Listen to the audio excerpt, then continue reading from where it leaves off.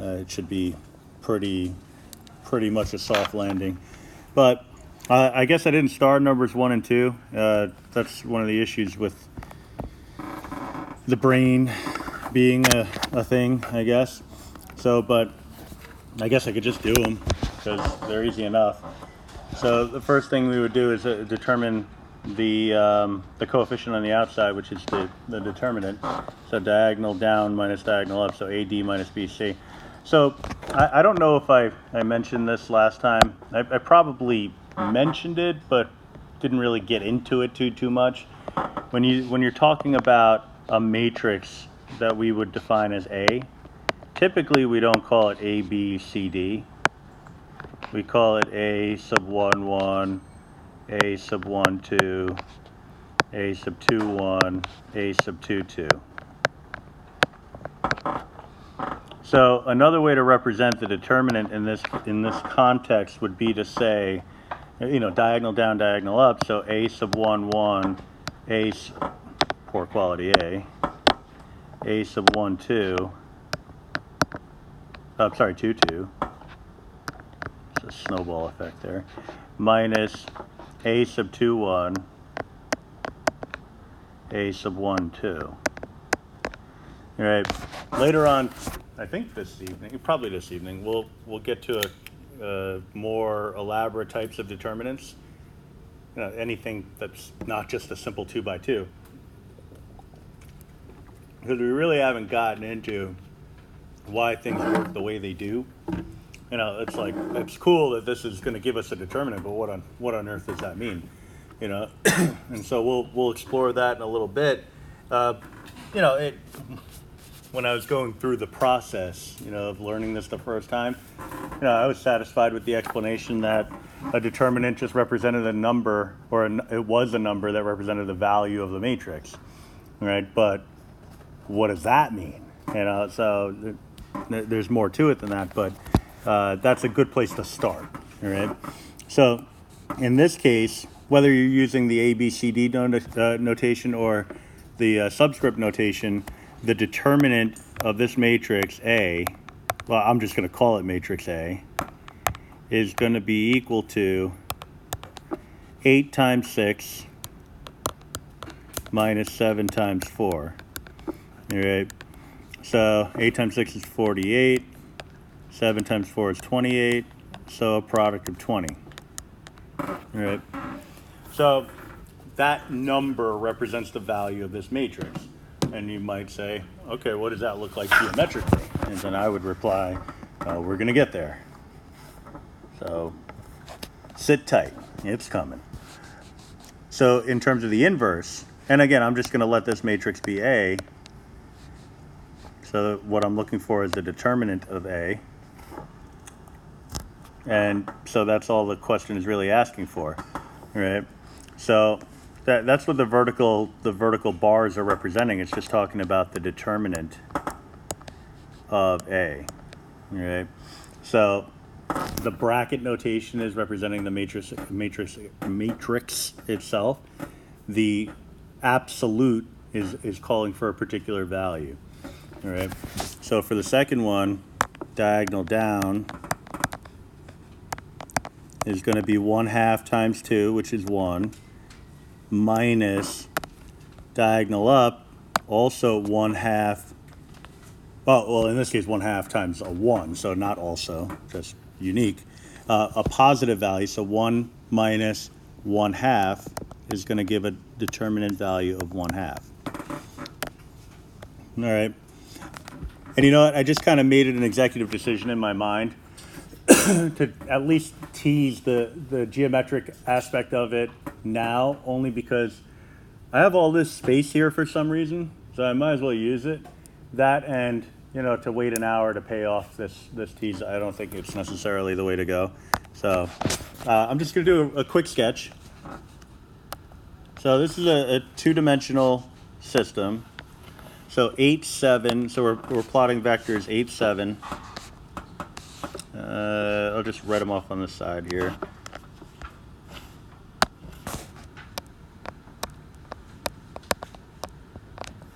And 4, 6.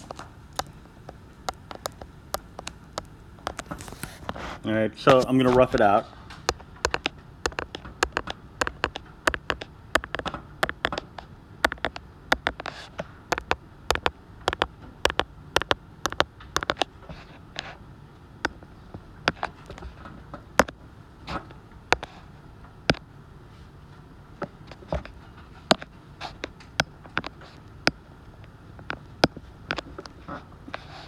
So that's our 8, 7. And then 4, 6. About right, yeah.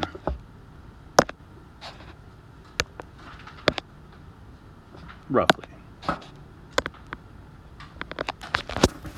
Now we've talked about vector sums before, and that is finding the resultant vector by taking parallel sides, creating a parallelogram out of these bad boys. Now, I can tap on it. There's got to be a way to copy and paste. That's not it. No.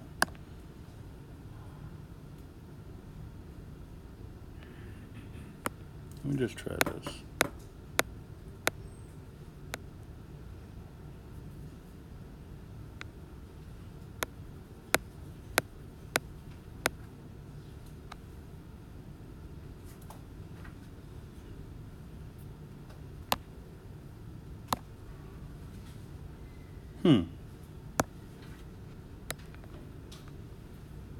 Okay, all right, I'm on to something here. It's not quite what I want, but it's a thing. I just got to change that setting back real quick. Drag and drop, I need that. All right, so this is a cut.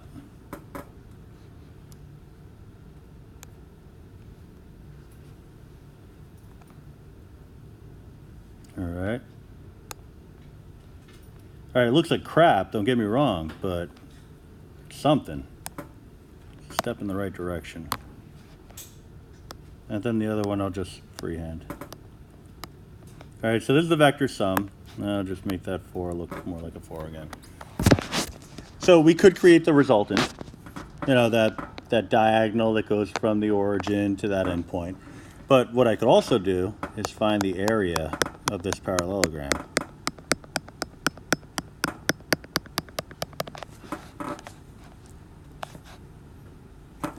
All right, now if I'm going to find that area using just geometric concepts, I mean, it's not really the most elegant approach to things, but I could encase this in a rectangle. You know, I could go like this, bring it all the way up and go like, here's the rectangle. It's something by something else. And then I could start subtracting off all these rectangular regions, triangular regions. It's like a blast from the past. I mean, at any semblance of a geometry class, something like this would have happened, right? But we don't want to do that. As it turns out, we already have the area, all right? The area of this parallelogram is equal to 20.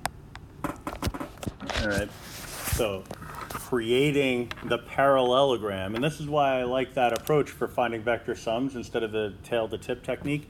I like creating the parallelogram because I knew even back then, well, I've always known, but it was going to tie in together very nicely with this concept. The determinant is giving us the area contained within that parallelogram, right?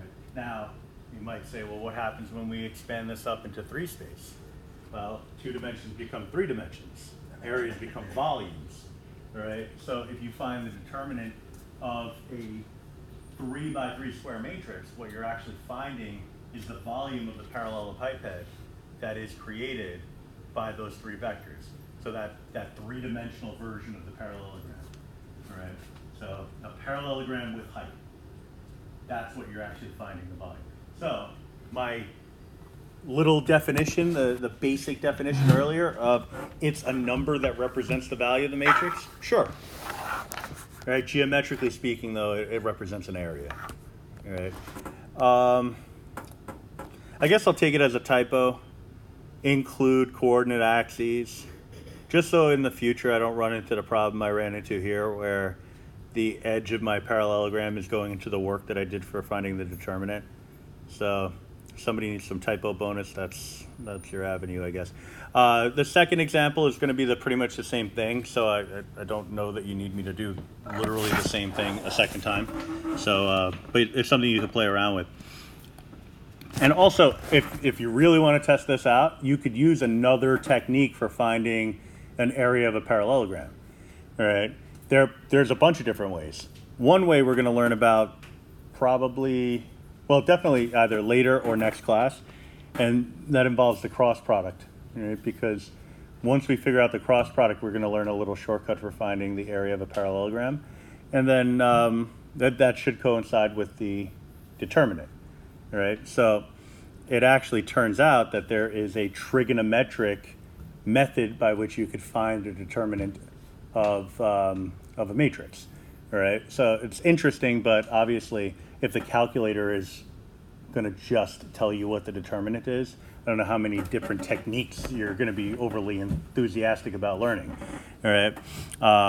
For the purposes of performance on a test, enthusiasm for learning is something that we all bring to the table, hopefully. Yeah, and so you could also look at it like, well, let me go back to Algebra 2, college algebra trig, early pre-calc, and say, well, I could find the area of this triangle here, this one, and just double it, all right? But then in order to do that, you need some trigonometric relationships anyway. So more on that, definitely more on that one later. Now, for number 3, it says matrix A is equal to E, F, G, H. Again, really A sub 1, 1, 1, 2, and so on. But just for convenience sake, we sometimes write it like this. The determinant of A is -2. All right, so I'm just going to start with that. That means E, H minus F, G is equal to -2. All right, it's a little bit more concise than writing A sub 1, 1 times A sub 2, 2 minus A sub 2, 1 times A sub 1, 2. All right, equals -2. Might be a preference thing, but you know. Now, they're telling us that the inverse is equal to that. All right, so the inverse of A is going to be equal to, by definition, 1 over -2, which you could write as -1/2, times HE, E and H get swapped, -F, -G, all right? So they're just getting negated, all right? So I could run through with this -1/2 and make it, because it's just a scalar multiple, -1/2 H, +1/2 F, +1/2 G, -1/2 E, and that would be an algebraic way of representing my inverse. Now, I do know that this has to amount to the same thing as 5/2, oh, 5/2, I'm just reading off numbers now, 5/2 for -1/2 and -1.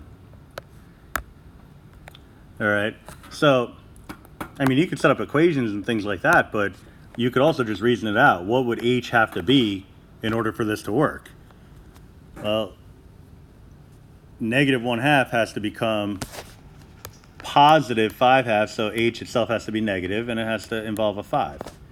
All right, in order for F times 1/2 to become a 4, F would have needed to be 8. In order for 1/2 G to become -1/2, G would have to be -1. And in order for -1/2 E to become a -1, E would have to be a +2. All right, and so the only thing, I mean, I've already stated the answer, really, because they just said find E, F, G, H, done. But I kind of feel the need, personally, to write it in matrix form, E, F, G, H. So 2, 8, -1, -5. Not required, but I'm just thinking if I wanted to check this in my calculator, I probably want to know what matrix A is so that I could find the inverse of matrix A using the calculator. And when I do that, it should end up being the 5/2, blah, blah, blah, all that good stuff. All right.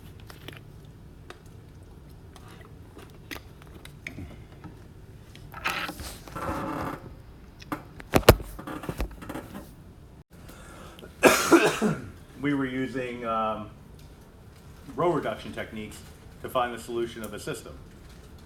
Turns out if we knew how to find an inverse, then we could actually use that technique to find the solution also. All right. Now you might look at it and say, well, if I have to use row reduction in order to find the inverse, then why don't I just use that to find the solution of the linear system? My answer to that is, well, I'm not always going to make you use row reduction to find an inverse. The only time I'm going to make you use row reduction is when I tell you have to use row reduction. So if I give you a word problem here that says, write the system of equations and then write a matrix equation to solve, you do it any way you want, as long as you're using an appropriate technique. Right? You may choose to use row reduction at your own risk, but if you go back to the first unit when we were talking about the non-homogeneous linear systems, AX equals B, it was all row reduction, but we used the calculator. Right? Here we're going to use a calculator. We're going to use the inverse function on the calculator. We're just going to kind of use the functions in a different way. All right, Megan paid $39 for 3 pounds of pistachios and 2 pounds of cashews. Tanya paid $23 for 2 pounds of pistachios and 1 pound of cashews. Write a system of equations where X represents the cost of a pound of pistachios and Y represents the cost of a pound of cashews. Then write a matrix equation and solve. So the setup, I mean, there's nothing unique here. We've been down this road before. Choose your variables. Choose wisely. You choose anything you want. So I'll just go P and C. Cost. Oh, no, we don't have a choice. I read my own problem there. X represents so I don't have to write let anything. X is the cost of a pound of pistachios, and Y represents the cost of a pound of cashews. All right, so we have 3X plus 2Y equals 39. And then we have 2X plus 1Y, or just Y, is equal to 23.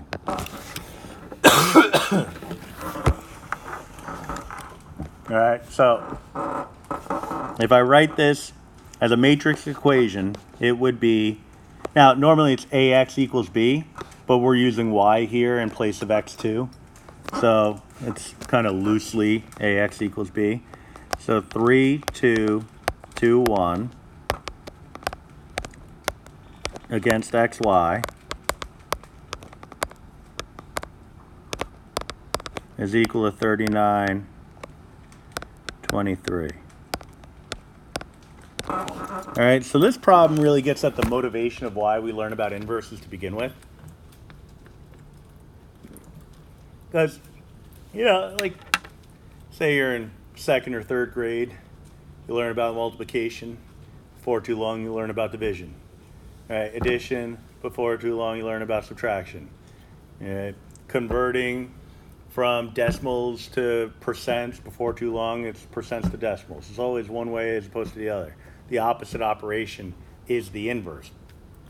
At no point have I talked about anything known as matrix division, and that's because there is no such thing. All right? What we have is matrix factorization, which is an implied division, and we have inverses, which again are opposite operations. So if I find the inverse and multiply with that, that's the same conceptually as dividing. All right? So what I would do here is I would take that 3, 2, 2, 1, I'd swing it to the other side.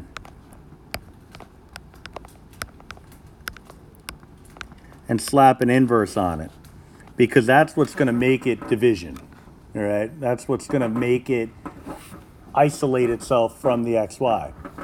But then I'm going to multiply. I'm going to use matrix multiplication between that and the 3923.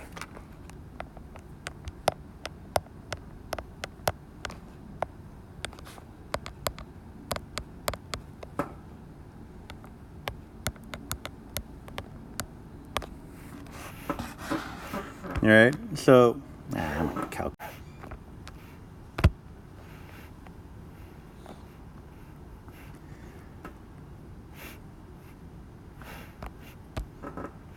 I put in my editor, matrix A, it's a 2 by 2. I don't have to find the inverse by hand.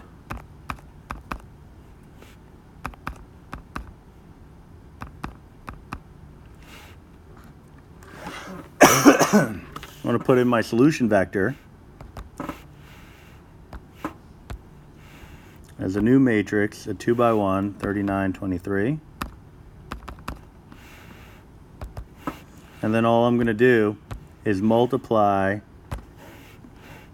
hit the wrong thing, repeatedly hitting the wrong thing, matrix A's, I'll get there, names, matrix A's inverse by matrix B.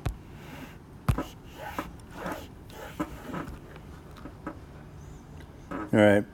So then, oh, by the way, I kind of glossed over something, but I just figured I'd make the statement before too much time has passed. If you're wondering why I chose to put it in front of the 3923, it's just because of the rules of multiplication. And if I put it the other way around, it would be a non-starter. The number of columns here would not equal the number of rows. I would not be able to multiply. The shorter answer is if I did it the other way, calculator would give me an error. All right, that's an acceptable reason too. All right, so you get 7, 9.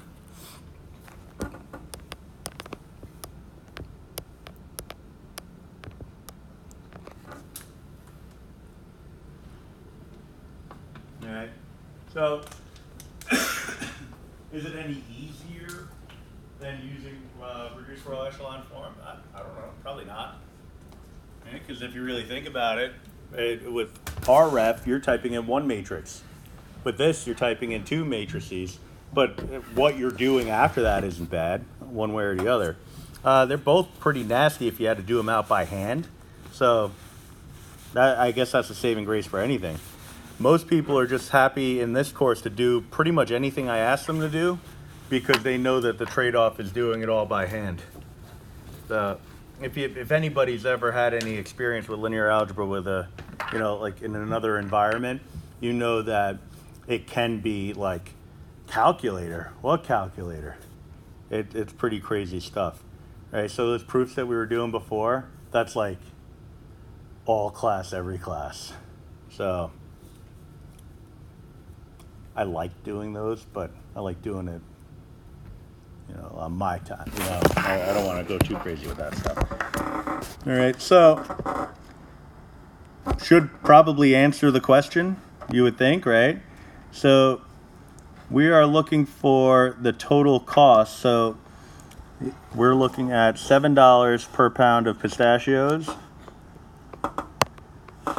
That's outrageous. Honestly, I have no idea.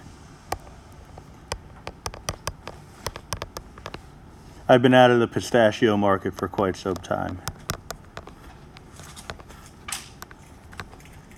And $9 per pound of cashews.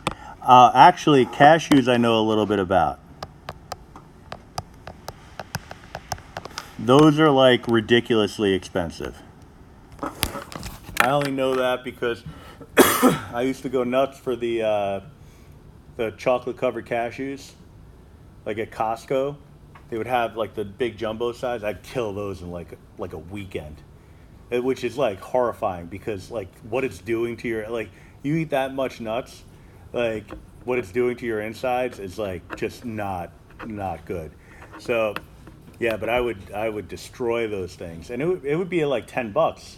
for like a big jammy of those chocolate covered cashews. I just tear into them and just go crazy.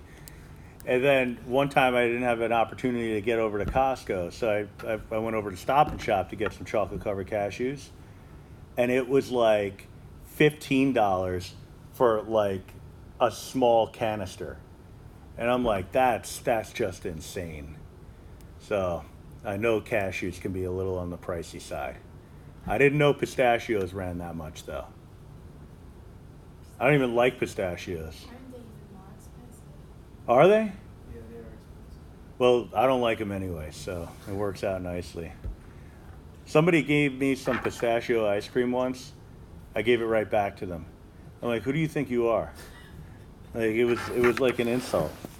You know, I'm very particular about my my choices and treats, because like people come up to me, they're like, oh, I got you something, and it'll be like chocolate covered, and then if Lord help you if you say the wrong next word, like chocolate covered. Yeah, I could do those raisinets. I like those raisinets, but then you have like throw in something else, like something weird, and it's like, what? Why are you doing this? You know. Although one time I almost had that reaction. I didn't know how delicious macadamia nuts were without chocolate on them. Like I just thought like they're always part of like a like white chocolate macadamia. It was always like part of it. Yeah, and it always went with something. And somebody handed me some macadamia nuts, and I'm like, oh, thanks a lot. You know, like what a treat. They're like candy themselves. Like it's insane. I mean, I didn't know I didn't know that something could grow naturally that could actually taste like that. And I like that was something. But yeah, you come at me with something. And the same thing with like holiday gifts. I've had people come up to me and be like, oh, I got you a new coffee mug. Like, oh, I really appreciate it. Is it machine washable? And they're like, no. And I'm like, I appreciate the thought. I'm sure somebody else will take this like fly-by-night nonsense that you tried passing off on me. Like, give it to somebody else, because if I gotta wash it by hand, I don't want any part of it.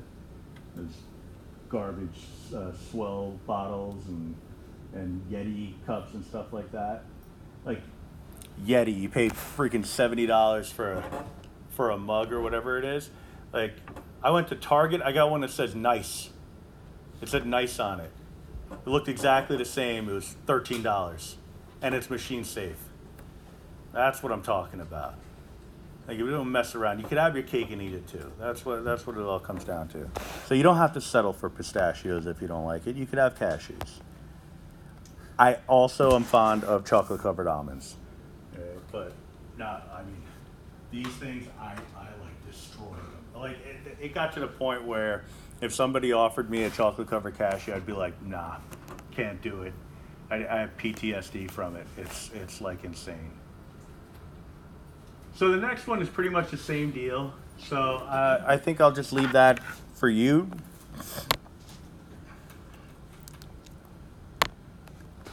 That's my way of saying I think I talked a little bit too much about chocolate covered. You should try the chocolate covered raisins From Costco? Huge jar. Add it to the list. Add chocolate covered raisins to shopping list. Okay, added. All right. I gotta make a Costco run anyway, so I'll be hitting those big. Matrix equation and find the price of a single ticket in a book of tickets. All right, so that's what we're looking for. So single ticket, I'll call that X. 1. And a book of tickets, I'll call that X2. I'll call it X and Y. Call it S and B. Doesn't matter. Whatever you want. All right. So what we're looking at is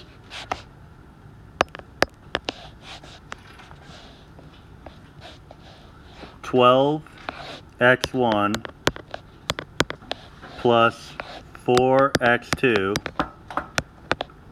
is equal to 70. That's for Frank. And 8x1 plus 3x2 is equal to 50.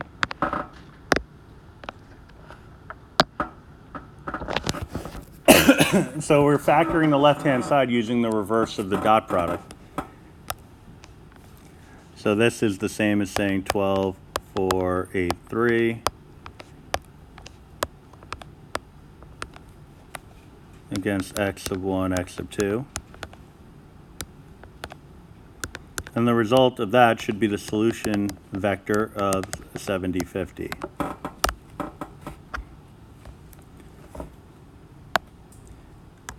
Now we got to be prepared for any possible approach.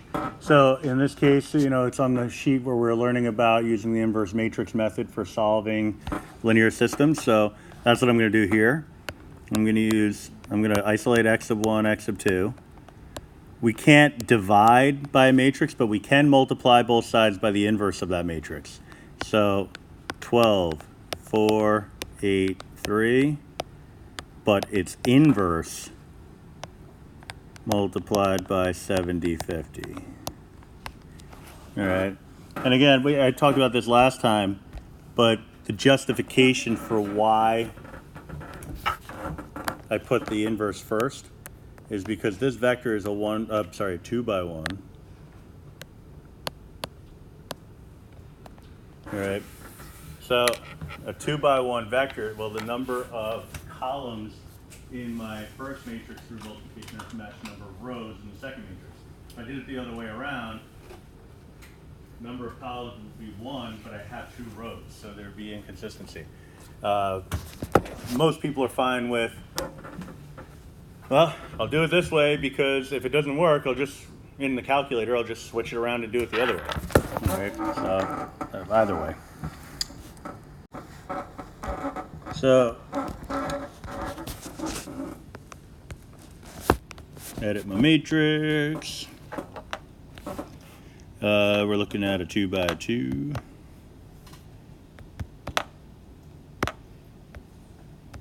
Operating under the assumption that we're not overly interested in doing this by hand. I would do a poll or something to verify that, but I'm pretty sure I don't need to. 2 by 1, I didn't need to do that. So 70, 50. All right, so I'm going to take the matrix A and its inverse and multiply it by matrix B.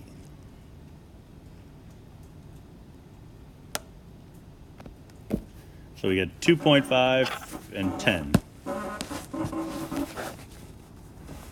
which seems kind of interesting based on the context.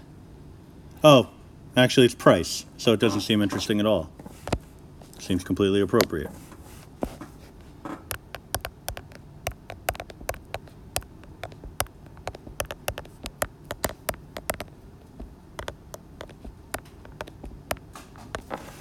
All right, so price of a single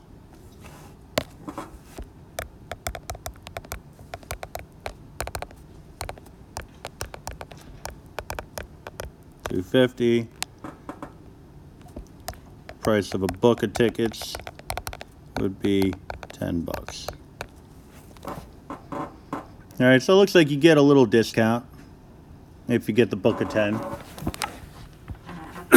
Nothing too crazy, but you know, it's $10 as opposed to what, $12.50 or something like that. So something. Yeah, I'd like to know that it's not just going to be 5 times. You know, like when you buy like a pack of 10 of something, you'd like it to not just simply be 10 times the amount of the single item that you're purchasing. You know, you like there to be a little discount. I'm trying to think. There was something recent that was like that, where I was like, wait a minute, that's just what it would be if you multiplied by the number of items, and it was just. But it was played off like a deal.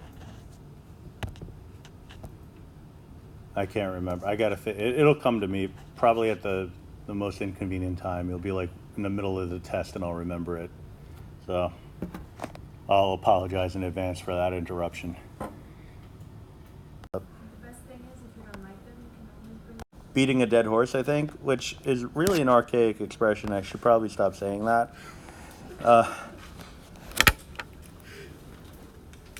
So these are important. We'll get to that in a second. But the algorithm for finding the inverse, we've kind of talked this to death. It's row reduce, create the augmented matrix, row reduce until you get it into reduced row echelon form, and then you'll have your inverse.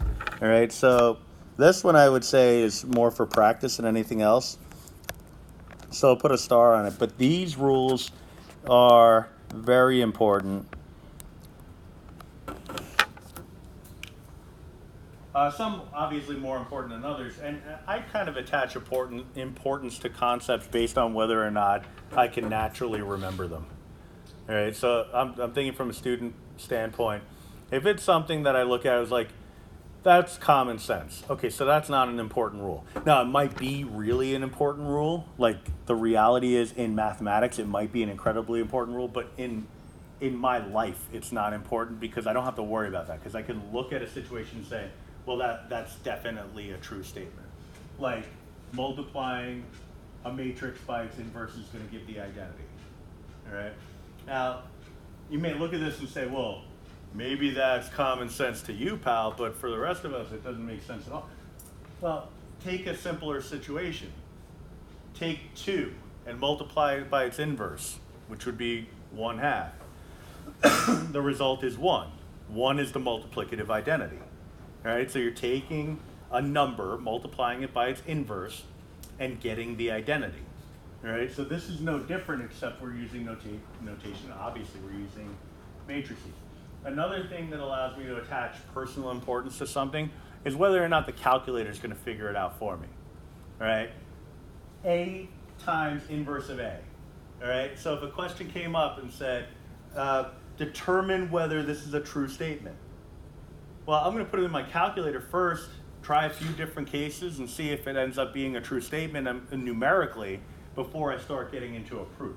All right, because if it doesn't work out numerically, odds are it's not going to work out in general terms. All right, so this one falls into the realm of common sense. This one, not so much. You wouldn't necessarily, I don't know, think that this is the case, or maybe you would, but maybe you weren't sure, but it definitely is the case. This one probably makes more sense now that we went over that proof earlier. But if I just led off with this today and said, well, here's a rule, does it make sense to you? You'd be like, no way. All right? But based on the fact that we talked about transpose before, if you multiply 2 matrices and then take its transpose, then that's the same as the product of the 2 transpose, but in reverse order. All right? Well, isn't a transpose really, if you think about it conceptually, kind of a form of an inverse? Right? You're talking about a reversal in some capacity. You know, maybe it doesn't fit every definition. You know, it doesn't hit all the bullet points of the definition of an inverse. But if you're talking about opposite operations, we're taking rows and columns and switching them. All right? That is, in effect, what an inverse is talking about. Changing the process. Back becomes front, left becomes right, up becomes down. All right? So it kind of, in that context, made sense that this rule would follow the same rule that we developed earlier based on the transpose. All right? Properties of the inverse. There's a lot. And really, any one of these can be a proof.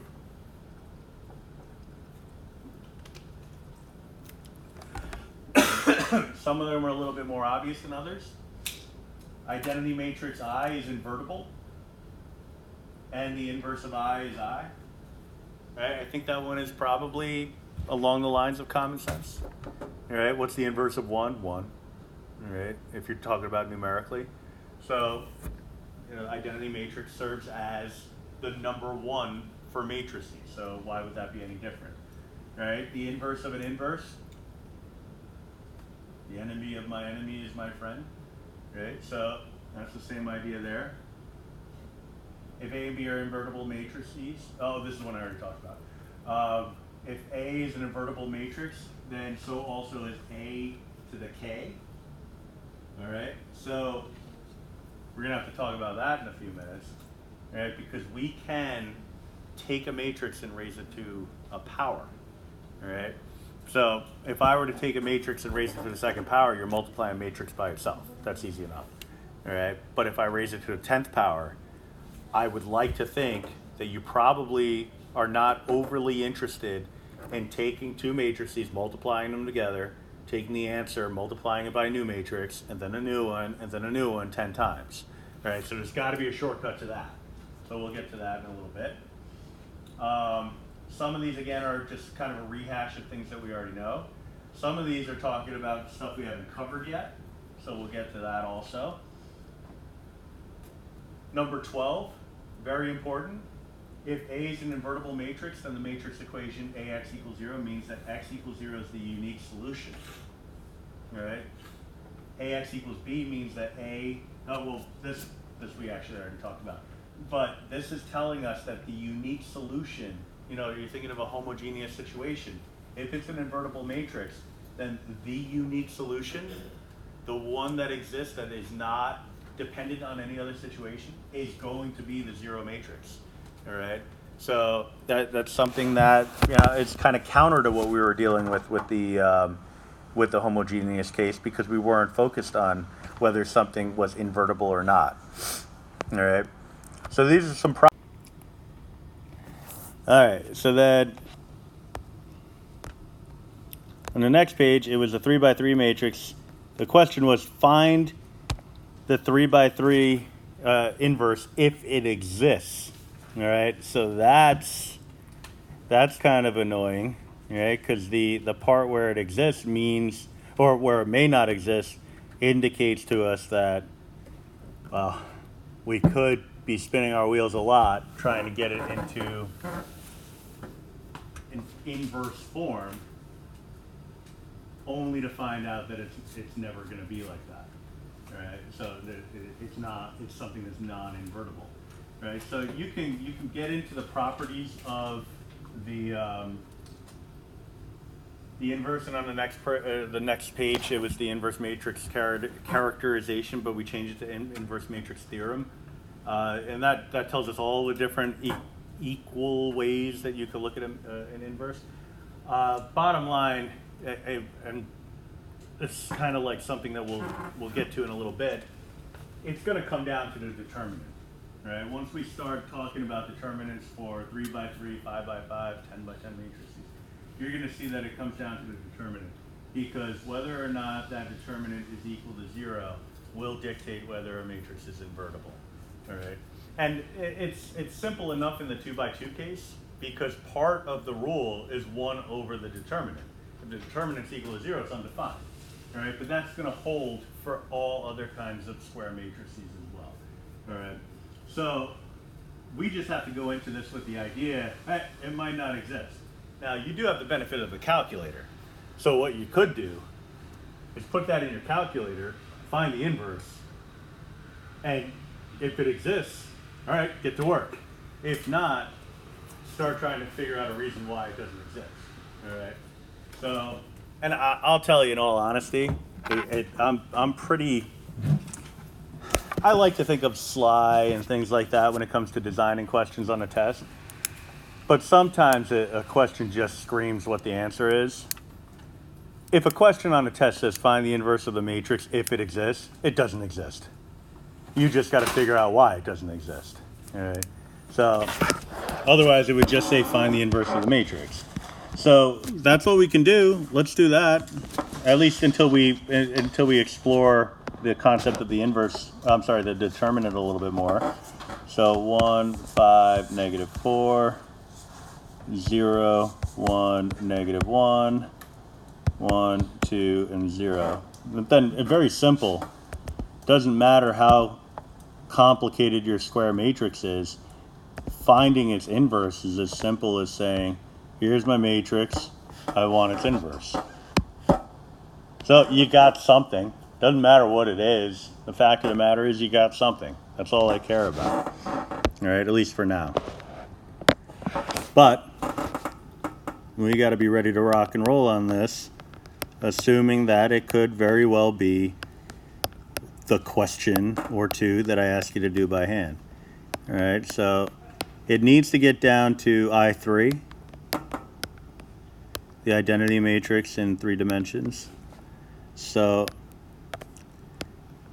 a little bit more expansive than previous cases, but it's not going to be that bad because these numbers they're not hideous. I mean, they're not gorgeous either, but they're not hideous. All right, so when we're converting over into RF,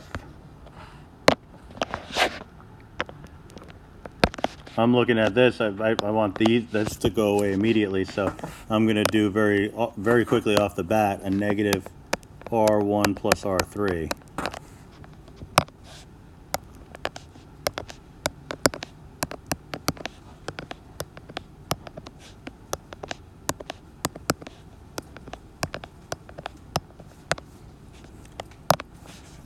All right, so we're looking at 0, negative 3, 4. All right, and then negative 1, 0, and 1. All right.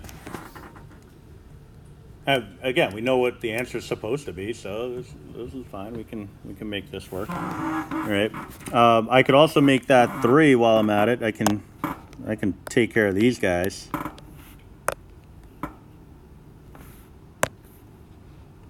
I'll just do it here. Make it a little longer. So I'm going to do, let me actually make this purple.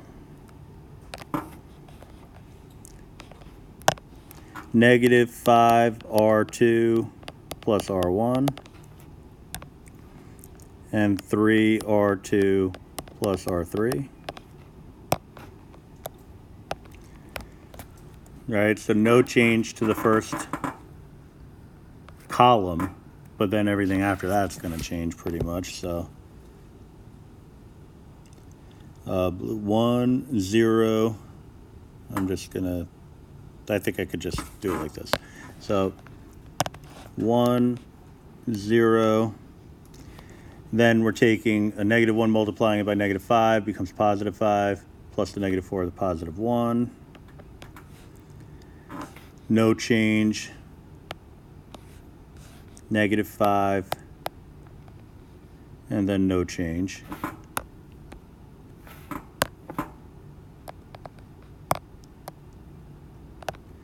Middle row is going to be exactly the same. So 0, 1, negative 1.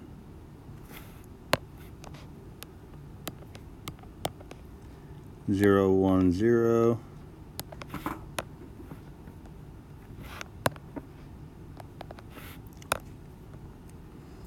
The last one, the first 2 entries are going to be zeros, but then the one after that, we're looking at negative 3 plus 4 is 1, so that's nice. Finally, we catch a little bit of a break here. 0, 0, 1. And then no change in the next one. Pen turned off. We get the 3 that we want here. No change in the last one. So we're good in the last row. Everything else is kind of shaping up the right way. Now we just gotta get there. All right. So it looks like we can put the finishing touches on it right now just by imposing row 3 upon rows 1 and 2. All right, so that's what we're going to do. I'm going to take negative, well, actually just R2 plus R1. It's easy enough. And then, oh, I'm going to do the same thing for R3. Oh, that is actually pretty not bad. Although that'll zero out if I do it that way. I don't want to do that.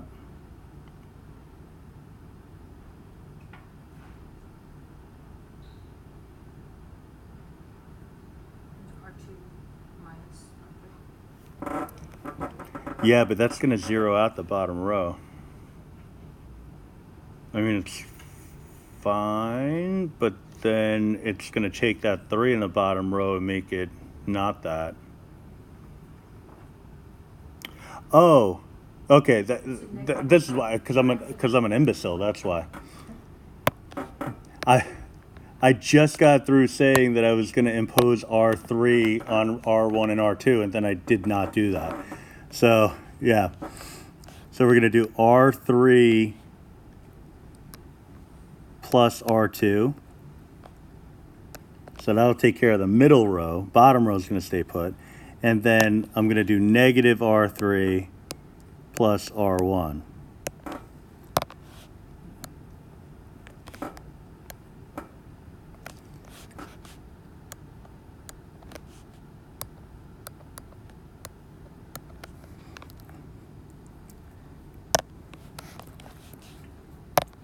All right, so 0, 1, 0, negative 1, 4, 1. So second row's good to go. And then the top row, I mean, you could kind of just like fake it now. But I mean, you're here, you might as well do it. So 1, 0, 0, that was the whole point of that. Negative, negative 1, so 1 plus 1 is 2. Negative 3 plus negative 5 is negative 8. And negative 1 plus 0 is negative 1. All right, so after all that, frustratingly, I would say, we finally arrived at the answer that we already knew from the calculator. I guess I could rewind the clock and see how long it took, but a while ago.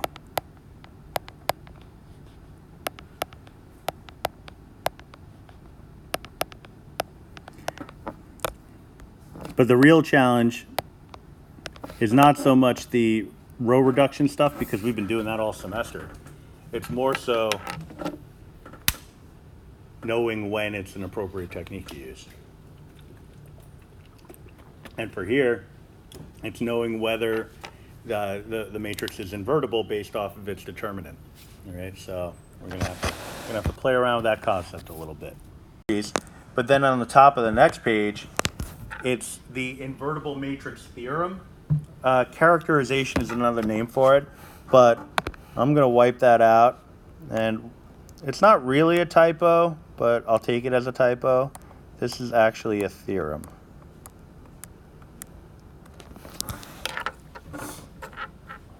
And I would say that this is probably most folks' least favorite theorem in this unit. Even though a lot of it's common sense, I don't even know what I was trying to do there. Even though a lot of it is common sense, it's not something that pops out in your mind as, wow, I really want to memorize that. Or I really want to write each of those things down on my index card for the next test. You know, it's a lot. So the invertible matrix theorem tells us that each one of these bullet points are equivalent, which means that they're all the invertible matrix theorem. So which part is relevant? Well, it depends on the situation. So invertible matrix theorem tells us that if you have an n by n matrix, so square matrix, it's going to be invertible as long as all these other things are true as well, right? Or any of them are true because they're all equivalent. A is the row equivalent to the n by n identity matrix, meaning you could put it in reduced row echelon form and get it down to the identity matrix, all right? So it has to be equivalent when you ref, and this is probably the most important piece. If you keep this in mind, you could probably never go wrong. If you're given A, if you ref matrix A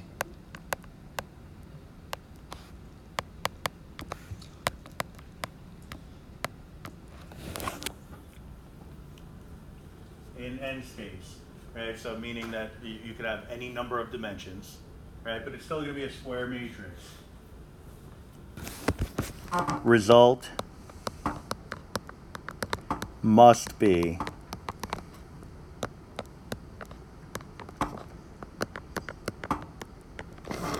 the identity matrix for that particular dimension. All right.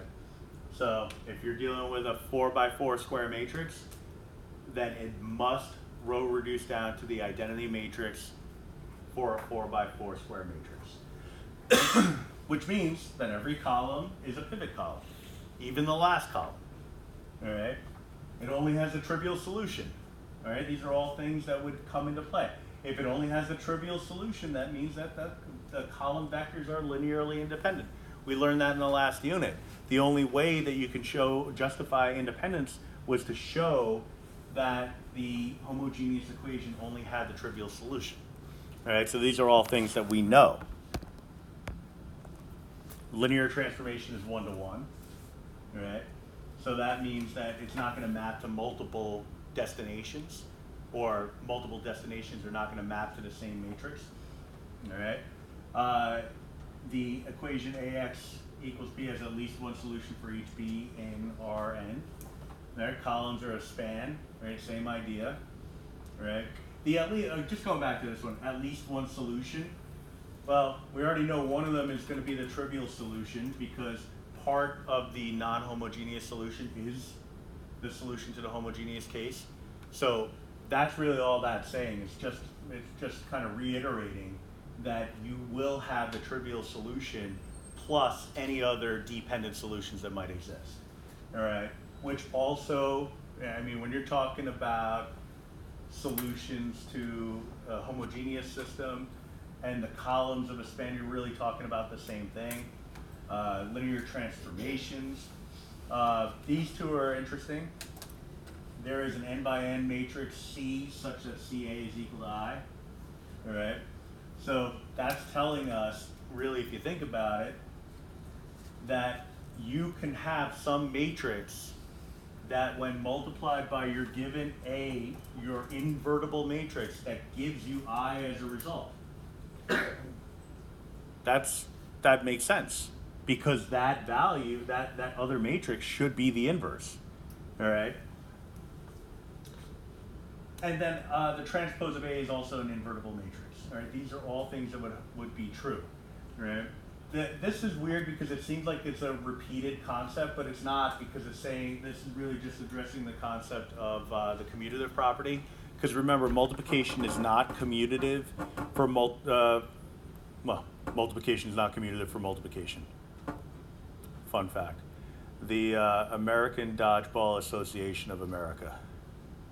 Yeah, sometimes I do that. Multiplication is not always commutative, but the one time it is commutative is when you're multiplying a matrix by its inverse. So you can multiply it in either order is really all this is saying. Right? So it seems like a repeat, seems redundant, but that's really all that's going on there. All right, so you have two examples here, and these are some, not too crazy examples. I'll put some stars on them. It says use the invertible matrix theorem to decide if A is invertible. Now, that's why it was important that I changed the title here. So if you didn't change this from characterization to theorem, then you'll be one of the people that I had to reply to in the past that said, listen, I understood everything in class, but the question is asking to use the invertible matrix theorem. What the hell is that? We didn't go over it in class. Oh, it's a thing at the top of the page. It's the characterization. Oh, probably should have said that. Thanks for the heads up. So here I am saying that. All right. So in the case of A, and really anything could be a by hand question on the test. As you know from the last test, I'm not going to ask you to do everything by hand, but I am going to ask you to do some things by hand. Right? Maybe it's something like this. Right? Maybe it's something like that. You could conceivably ignore all of this stuff, put both of these matrices in your calculator, and use the inverse function. If you get an answer, it's invertible. If you don't get an answer, it's not. The problem is that's not going to help you if you have to do it by hand. All right? Well, it will, but it won't tell you why it's invertible. So for the first one, yeah, put it in the calculator. I mean, use the rule, use the shortcut rule. It's 2 by 2. If you get an inverse, you get an inverse. fun fact, since the shortcut rule,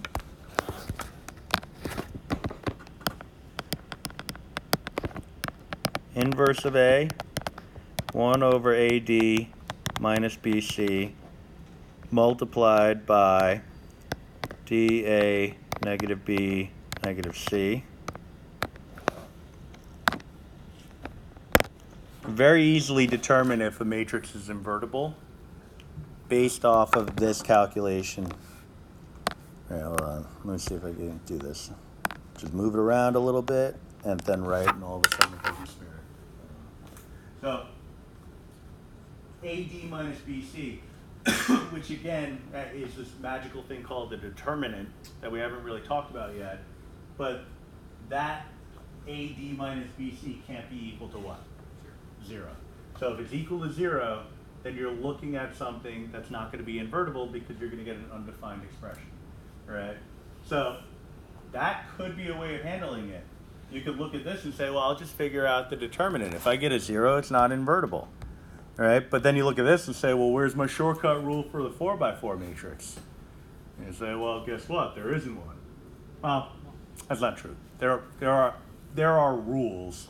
You may choose to call one of them a shortcut, but only as a default, because the others will be just so much longer that you'll be like, well, I guess this is the shortcut.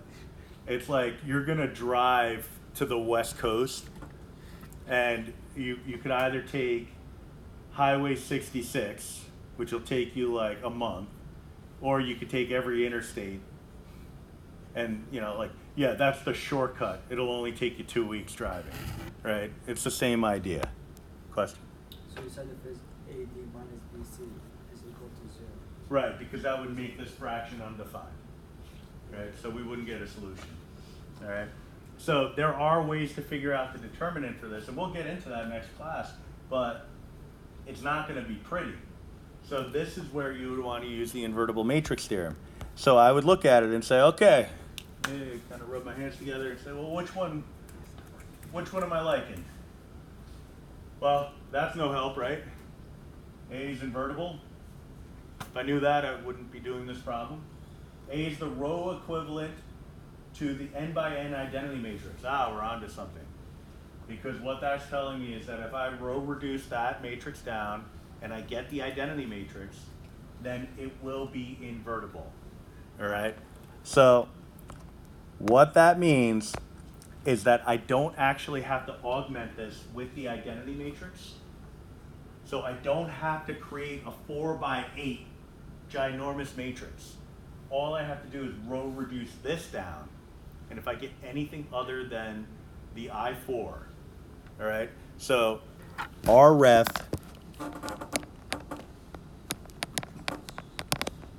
of matrix A must be equal to the identity matrix in 4 dimensions. All right.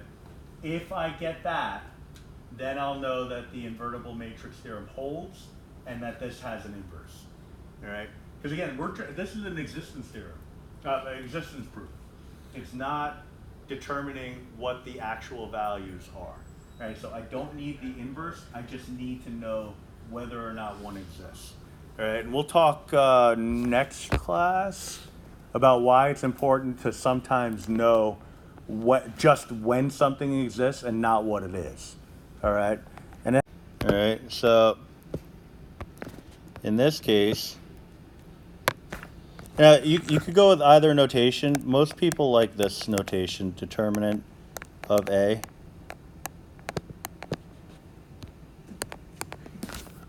Rather than writing basically the entire matrix again, just to put absolute value bars around it. I think you can see the benefit of using this notation, because if you have a 10 by 10 matrix, to rewrite the whole thing just to put absolute value bars around it seems silly. So we just use this notation instead. Absolute value bars around the capital A alone? Yeah, you could do that too. So -4 times -3 minus 6 times 2. All right, so we're looking at 12 minus 12 is equal to 0. Therefore, A is not invertible.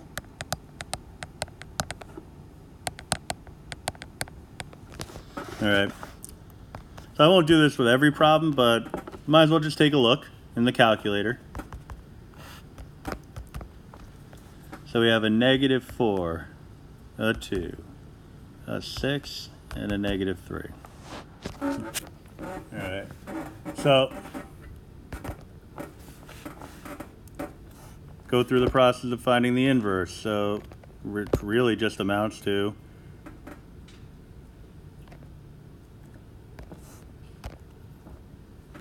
using the calculator to find the inverse.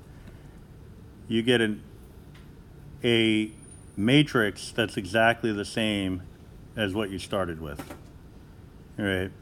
So what the calculator, sometimes the calculator will just flat out give an error, but it's basically trying to tell us that there's nothing I could do to this matrix along the lines of what you're asking me to do to it. All right. So it's kind of misleading the way the calculator works through this, because you look at it and say, oh, is this the case where the inverse of the matrix is the matrix itself? No, it's just not invertible. The calculator is saying, it's kind of like a broken logic situation. The calculator is saying, here, take this back. I don't know what to do with it. So you could just have it back. I'm going to refund your money because I can't provide you the services that you're requiring. All right. So it's misleading, but it's important to talk about, because I've had people before put down the original function as the inverse, and they're shocked. Like, I don't understand why I lost credit on this. I'm like, well, it's not the inverse. Well, the calculator said it was. Well, the calculator lied to you, man. I don't know what else to tell you. All right. So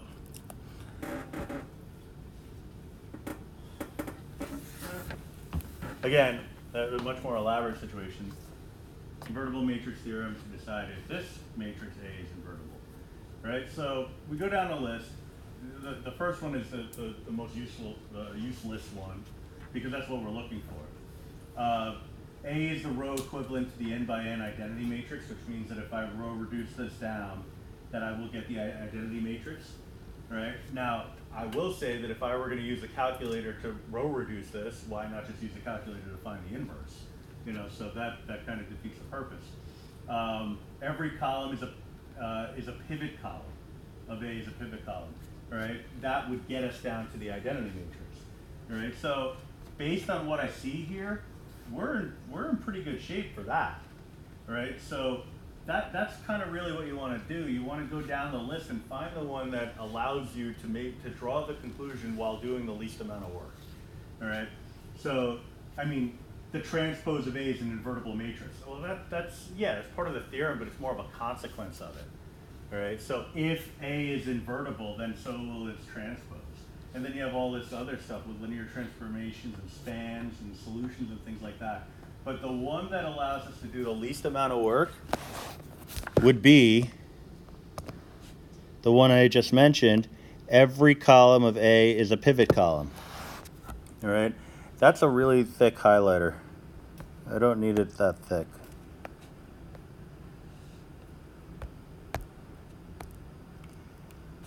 All right, because if I could look at the matrix and draw that conclusion, then I'm going to be in pretty good shape. All right, so we're looking at an upper triangular matrix. All right, so if I were to row reduce this, now upper triangular matrices are already in an echelon form. All right, the leading entry in each row is to the right of the row that precedes it, and below that each leading entry, you have a column of zeros. All right, the reduced row echelon form has the pivot value being the only non-zero value in each column. All right, I don't need that. In order to identify a pivot, if it's in an echelon form, it doesn't have to be a reduced echelon form. If it's in an echelon form, then all I'm looking for is the first non-zero value in any given row. All right, this one is in an echelon form, and I can visually just identify the pivots. I got one meh, meh, meh, and right meh. And that's the case for triangular matrices in general, upper triangular and specifically. But you might say, well, what about lower triangular? Well, lower triangular is going to work the same way because you can swap rows. So when you swap the rows around, it's not too difficult to make. I mean, I could take this bottom row, make it the top row, second from the bottom, make it second from the top. Now it's going to become an upper triangular matrix. I mean, it's going to be going the wrong way, but it's still going to be, it's going to get the job done. And also, something else to keep in mind, if your matrix is representing column vectors, now that's not always going to be the case, but so far it has been the case. Each column represents a vector, then that means that in many cases your columns are interchangeable. All right, so I can, if I know I'm dealing with vectors organized in matrix form, I can move pretty much anything around so that lower triangular and upper triangular become interchangeable. All right, if it's in upper triangular form, I know it's in an echelon form, so I'm good to go. So I have a pivot value, because again, every column of A is a pivot column. So every column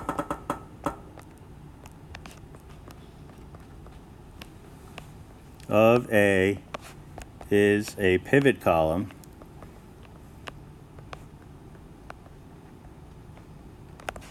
Therefore, A is invertible.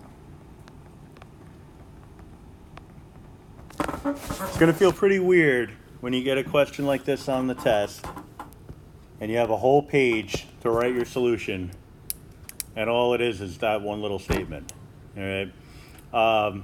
Frustrating even, but I do have to give you the wiggle room to do it any way that makes sense to you. Because again, the invertible matrix theorem, I mean, look at it. Look at all these possibilities. One of those possibilities is A is the row equivalent to the n by n identity matrix. So if I'm telling you to use the inverse matrix theorem, and you have to do it by hand, then, I mean, you might resort to it and say, okay, I don't remember any other aspect of the invertible matrix theorem except for the fact that it's got to reduce down to the identity matrix. At which point you say, all right, guess I got to just do it. There goes the next 20 minutes, but it's fine. I'll get it done. All right, so I give you the whole page to do it, but some of us are just going to write a brief statement, and some of us are going to take up every square inch of that page. All right, but obviously the more you know about that invertible matrix theorem, the easier a question like this is going to be. And I see you hand wrote the note at the top that the RF of the matrix would be equal to the identity matrix? Yes. Okay, so that is another property that we can rely on? Right.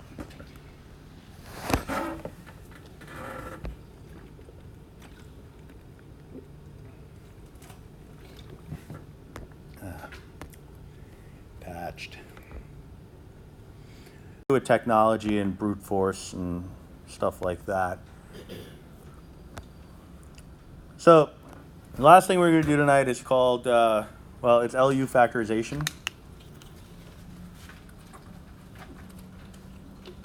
It's pretty quick, but I teased this before by saying that we have no form of matrix division, but we do have a variety of ways of factoring.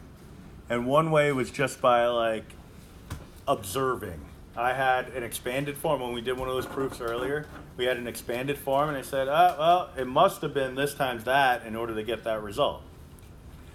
But sometimes it's a little bit more complicated than that. So the Lu factorization is a particular algorithm. The L stands for lower triangular.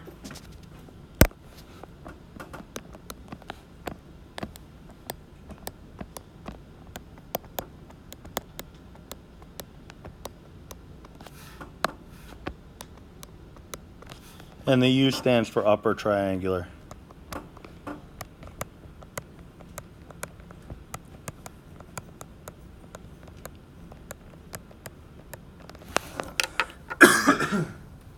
Okay. So you have ones down the main diagonal in both cases. And even if you don't, you could always make it so that they are. just with some strategic multiplications. A little asterisk represents some non-zero value, right? So what a lower triangular matrix is just basically telling us that only half of the matrix, it's a square matrix, only half of it contains 0 values and everything else is some set of non-zero values, all right? So for a lower triangular, all the data is on the lower triangular part, zeros on the upper triangular part, all right? For upper triangular, all the zeros are on the bottom half, all the numbers, non-zero values are on the upper half. The algorithm. There's a lot to it, but there's kind of a procedure that sort of transcends what's written here, but I'll take you through it. It'll make more sense when we go through it. But step 1 is kind of, it's weird. It says begin reducing A to an echelon form, so to n echelon form, right? So not to the reduced row echelon form. So this is not putting it in the calculator. And if there is a way to put it in the calculator, it escapes me. We're going to begin reducing A to an echelon form U in such a way as to only replace values in column 1 under the main diagonal with zeros. All right, so that's already weird. Do this by a sequence of row operations if possible. Don't swap any rows, right? That's an important piece. You need to highlight that, flag it in some capacity, any way that you're going to draw attention to it. You can't swap rows because that's going to impact the pivot values, and we need the pivot values to be where they are, otherwise the LU algorithm fails. Divide each entry in the first column of A by the pivot number. These will become the new entries in column 1 of L. All right, so it's already weird. Continue reducing A to an echelon form U in such a way as to only replace the values in column 2 under the main diagonal with 0. So this is the same as 1, except we've moved on to column 2. All right. Divide each entry in the second column of the previous iteration of A by the pivot number. These become the new entries in column 2 of L, and then repeat as needed for any remaining columns. All right, so it gets out of hand pretty quickly in terms of what the expectations are. So we definitely need to dive into an example, but I can tell you right now that all you need is right. So then we talked about LU factor. Just going back here. Oh, where did I put it? Oh, right on the top here. We have this idea. If we're solving an equation in the form of AX equals B, what we do is we create kind of like I call it a dummy vector, right? It's a placeholding vector because it's a two-step process. We're going to solve the equation LZ equals B for Z and then use that to solve for X. All right, so we're breaking it up into a multi-step process. We're finding an intermediate vector in order to make the calculations jive, right? So that's what we're going to do first. We're going to tackle the LZ equal the U X equals Z comes in once or twice, and you'll have it. It's not as difficult as that process makes it seem. Although I am going to just copy paste the process right on the top here, just so I can point at it and laugh at it. I guess I don't know. Emphasize certain points, I guess. Oh, that's not what I want to do. I haven't done that in a while. All right. So we want to factor this, LU factorization, but it just means that we're going to have a lower triangular matrix and an upper triangular matrix. All right. So, but it'll have the same shape as the matrix that we're given. So I'm going to define L and U.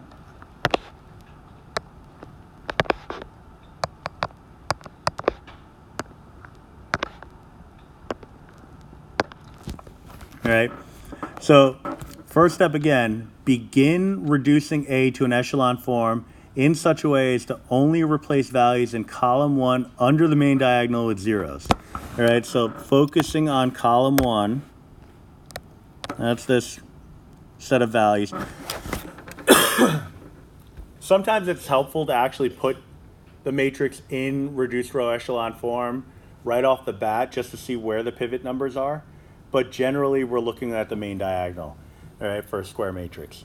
All right, we'll cross those other bridges at a later date. I'll just put it that way. So I need to start the row reduction process. In order to do this, and I want to work with it as is.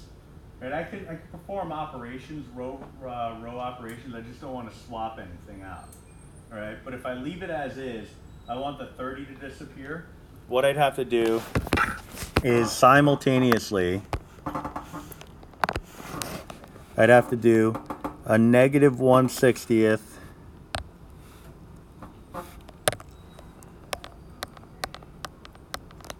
R1, well, sorry, negative 30/60th, so negative 1/2 R1 plus R2.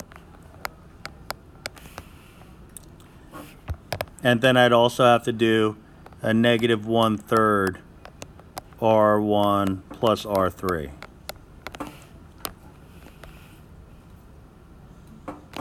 All right, so this is going to start the process of giving us U. All right, we're going to row reduce down. 60, 30, 20, that's going to stay put. All right, we're just trying to get U to be upper triangular, which means I just need these values to go to 0. All right, the 30, 20, and the 15. All right, so that's what I'm going to do. So 60, 30, 20 is going to stay put.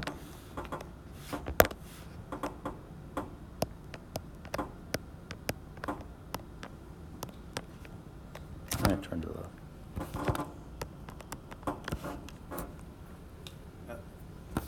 Getting in my own way now. If I take my first row, chop everything in half, negate it, and add it to the second row, I'm going to get a 0.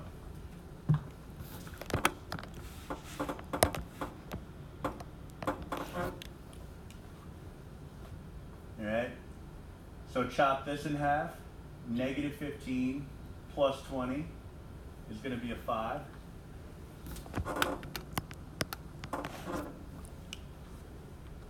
And then chop this in half. I'm going to get negative 10 plus 15, also 5.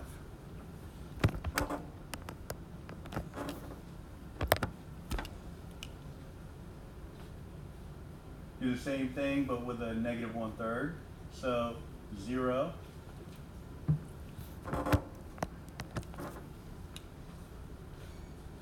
Negative 10 plus 15 is going to be 5. The last one is going to be some fractional value because we're looking at negative 20 over 3 plus 12. So negative 20 over 3 plus 36 over 3, really, right? So 36 minus 20 is going to be 16/3. I mean, you do that in a calculator if you want, but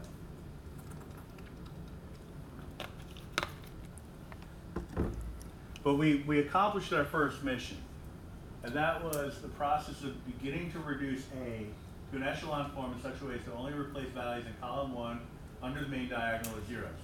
All right. Then we divide each entry. Well, we didn't do that, but then we continued row reducing to get U kind of going in the right direction. All right. Oh, actually, no, we only did that. Divide each entry in the first column of A by the pivot number. All right. Now, the good news is that's already kind of accounted for because when we came up with the negative 1/2 and the 1/3, we sort of already did that. But that's going to give us the first column of L. All right. So my pivot number here is 60. Because we're assuming, now again, I have the benefit of experience with this. When you're dealing with invertible matrices, square matrices, it's gonna row reduce down into the identity matrix. So the pivots are gonna be right along the main diagonal. If you're not sure, then just put it in your calculator and row reduce it down. All right? If you get anything other than the identity matrix, then at least you know what the pivots are supposed to be. Question? Oh. So what I'm going to do here is I'm going to take every single entry in my first column and divide it by 60. All right? First one will be a 1. Then we'll get a 1/2. And then we'll get a 1/3. All right?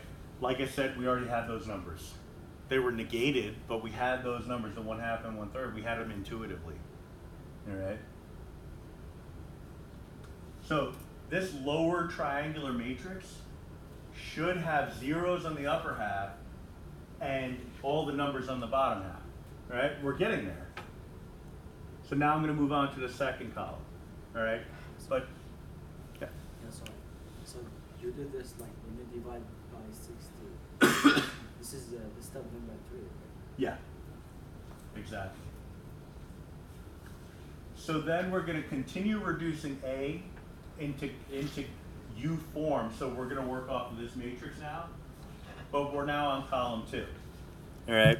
So what I want to do is at this point, because I'm going to get a new matrix once I simplify this a little bit further. But here, I want to make, and I'll just highlight it a smidge. I'll go red. Those keeping score at home. This is what I'm working on because, again, echelon form. So the values under the main diagonal have to be 0. Right? So I need this blue 5 to become a 0. So I'm going to do negative R2 plus R3.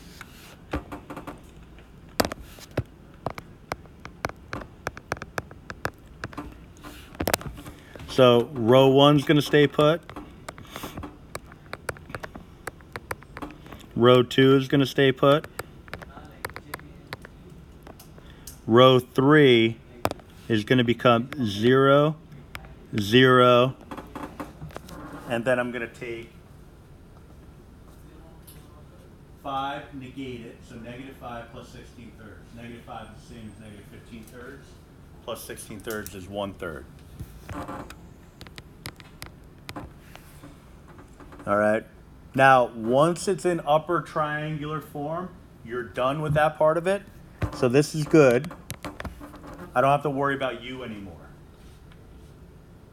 All right, this is in its final form. Now I just got to figure out L.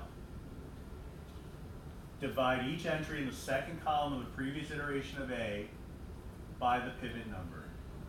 These will become the new entries in column 2 of L. All right, but remember, L is supposed to be upper triangular. I'm sorry, lower triangular. So what I'm going to do is I'm just going to pre-fill the zeros where they ought to be, because I don't want to accidentally put some numbers in there where I don't want them to be. Right? So looking at this, just really it's the 5 and the 5. The pivot number is that middle 5. All this algorithm is telling me to do is divide each of these entries by that pivot number. So it's going to be 1 and 1.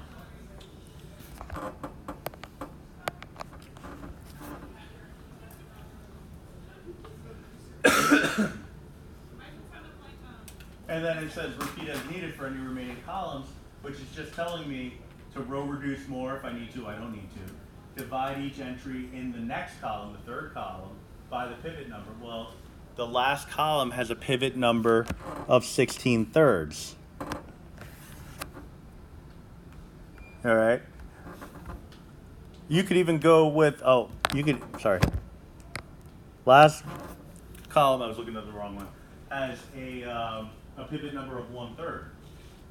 Well, it doesn't really matter what that number is because you're about to divide it by itself. So you're going to get a result of 1. All right, so that gives me my last entry. All right, so it's very systematic, but you get your L and your U, and if you carry out the multiplication of L and U, you're going to come up with matrix A.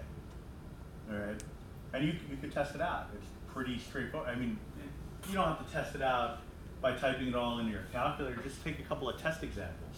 Take row 1 and column 1 multiplied. You see you get a 60. Take maybe row 3 and column 2.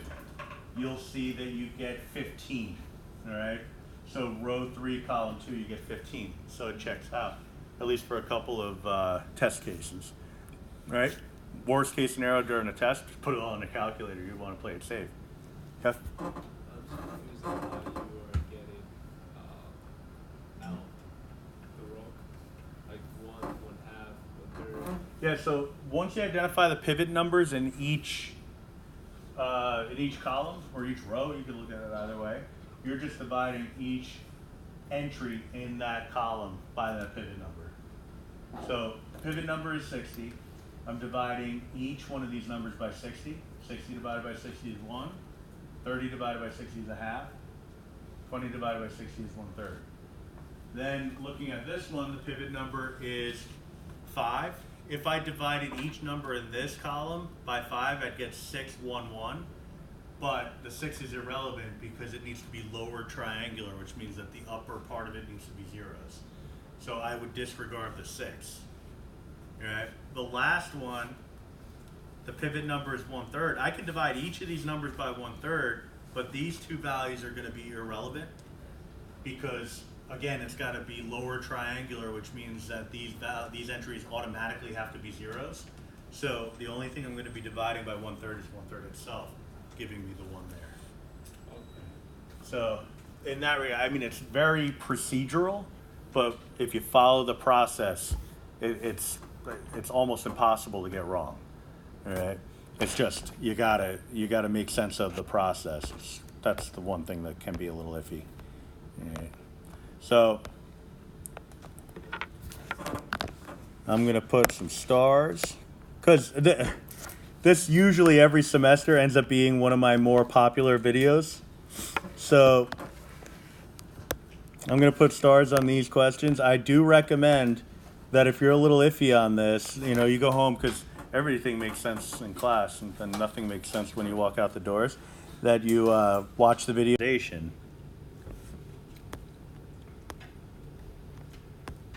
And part of it was identifying when an LU factorization is appropriate and when it's not.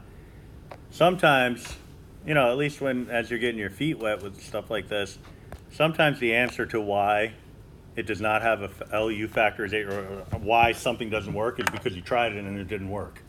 All right, so that's perfectly fine in many cases. But obviously if there's something that allows you to streamline that process, that's going to be for the best. All right, so we had this whole algorithm that we worked through last time, and it was a good algorithm. I mean, it was confusing as all hell, so we're going to go over it again. But it's something that, you can rely upon. Begin reducing to an echelon form U. All right. Don't swap any rows. That's the one thing you have to remember. Otherwise, the whole algorithm falls apart. All right. Divide by the pivot number. Continue reducing and all that good stuff. And then repeat, rinse and repeat all that. So you look at this example, and in the process of trying to row reduce down into an echelon form, you run into a problem very quickly. And that problem is, well, I can't get it into echelon form without swapping rows. All right, because the pivot is going to be in row 2 in that first entry of row 2 unless I swap rows. All right? So here I cannot get into echelon form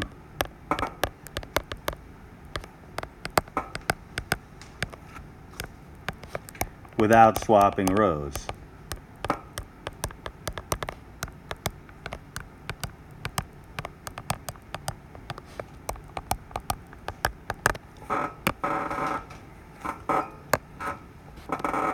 LU factorization relies on row reducing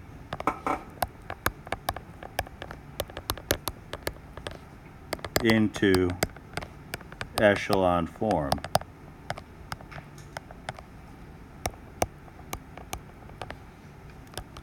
therefore not possible.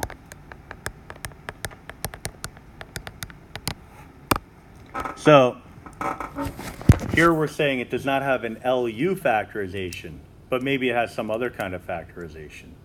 So, and all factorization is talking about is any two matrices that would multiply to give you the given matrix.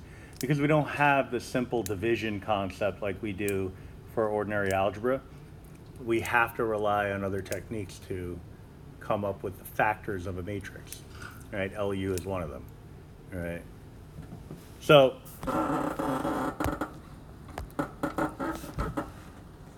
let's tackle another one together. It says solve the equation ax equals b by using L factorization.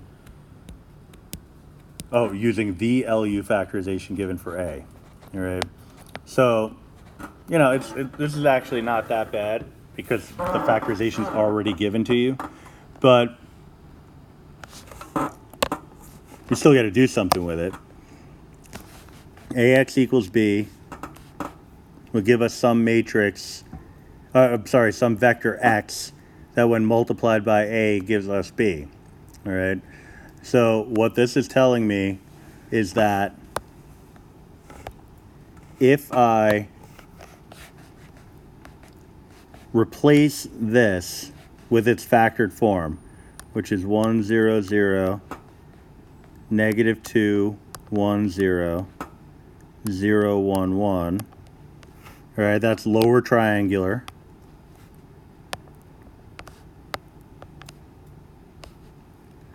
All right, so that's the L. The U is 2, negative 6, 4, 0, negative 4, 8, and then we have 0, 0, negative 2. That's the upper triangular, that's the U. All right.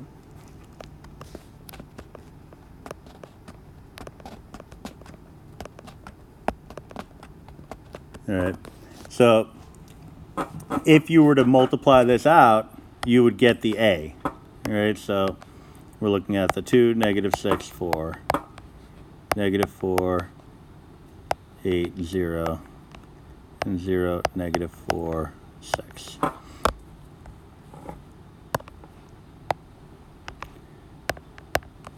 right, so that's really just kind of like a little bit more detailed explanation as to what the heck is going on with this problem.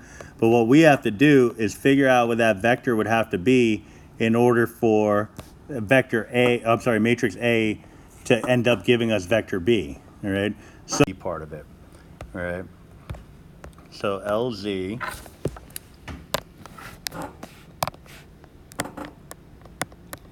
equals B is going to be 1, 0, 0, negative 2, 1, 0, 0, 1, 1.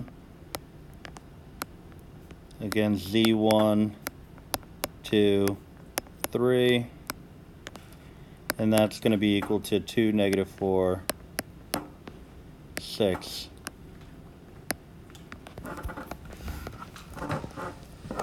All right, so if I'm doing this by hand, I'm taking my 1, 0, 0, 2, negative 2, 1, 0, negative 4, 0, 1, 1, 6.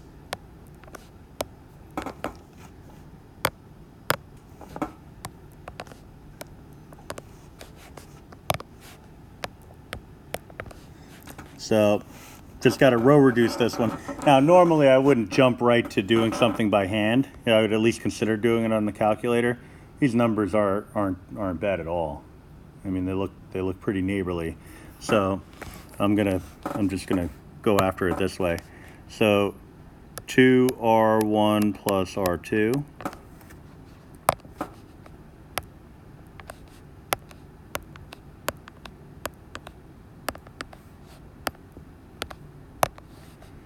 So we're looking at 0, 1, 0, 0? Yeah.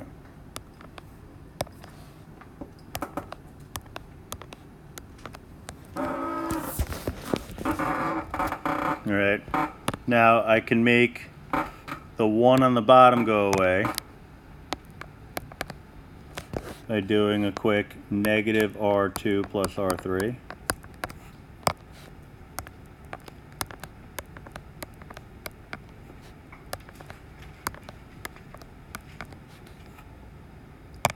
And so that's going to be 0, 0, 1. Looks like 6 is staying put. All right, so that gives me vector z. 2, 0, 6. All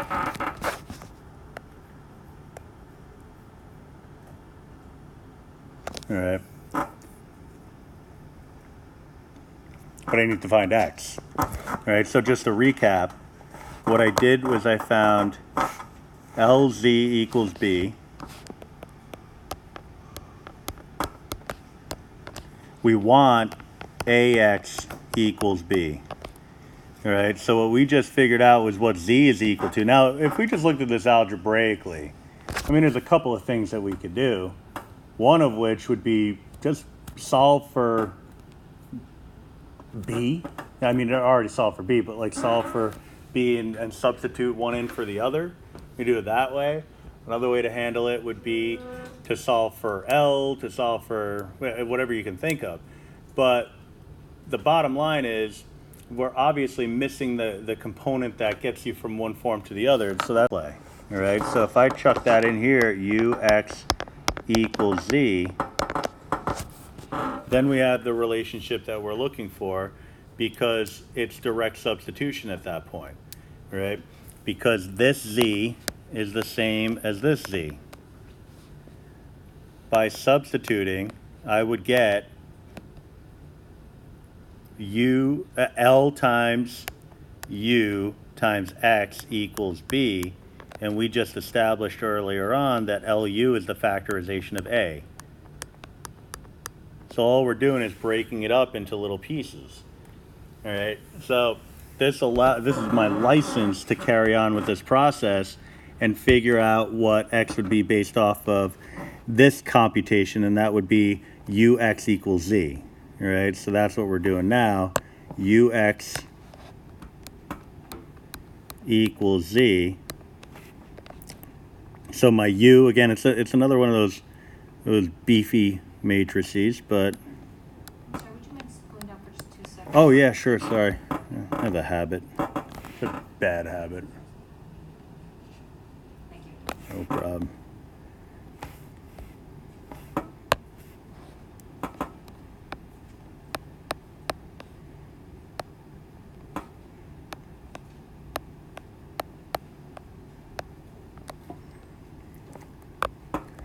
I've definitely improved in that area, but I'm not quite there yet. Back in the day when it was just chalk,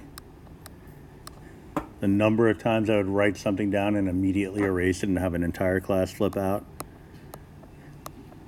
I lost track. At least here I can scroll back.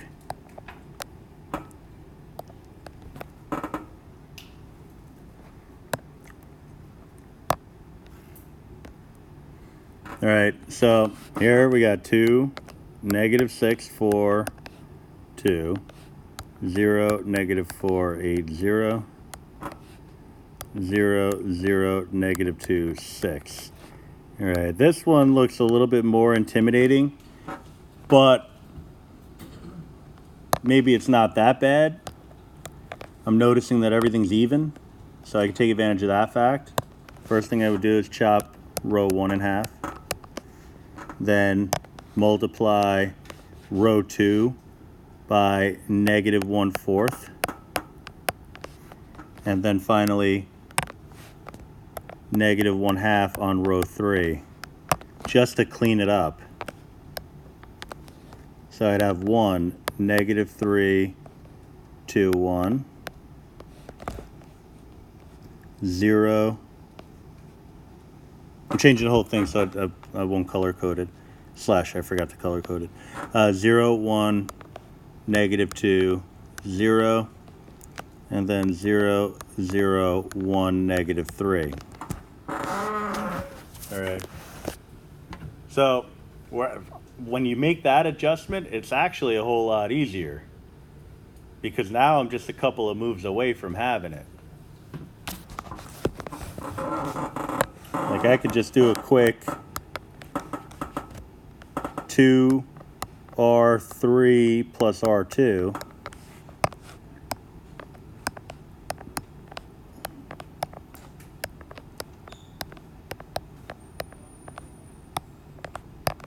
And that'll give me 0, 1, 0, -6. Let me fix that a little bit. Poor quality negative sign. And then I can, it's 2 operations that I'll have to perform, but they're 2 fairly quick operations. So I'll do a 3R2 plus R1. So 1, 0, 2, -17.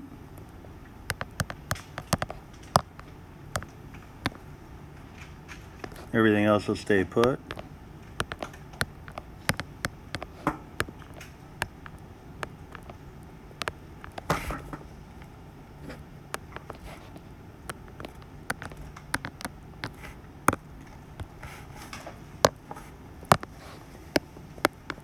And then -2R3 plus R1.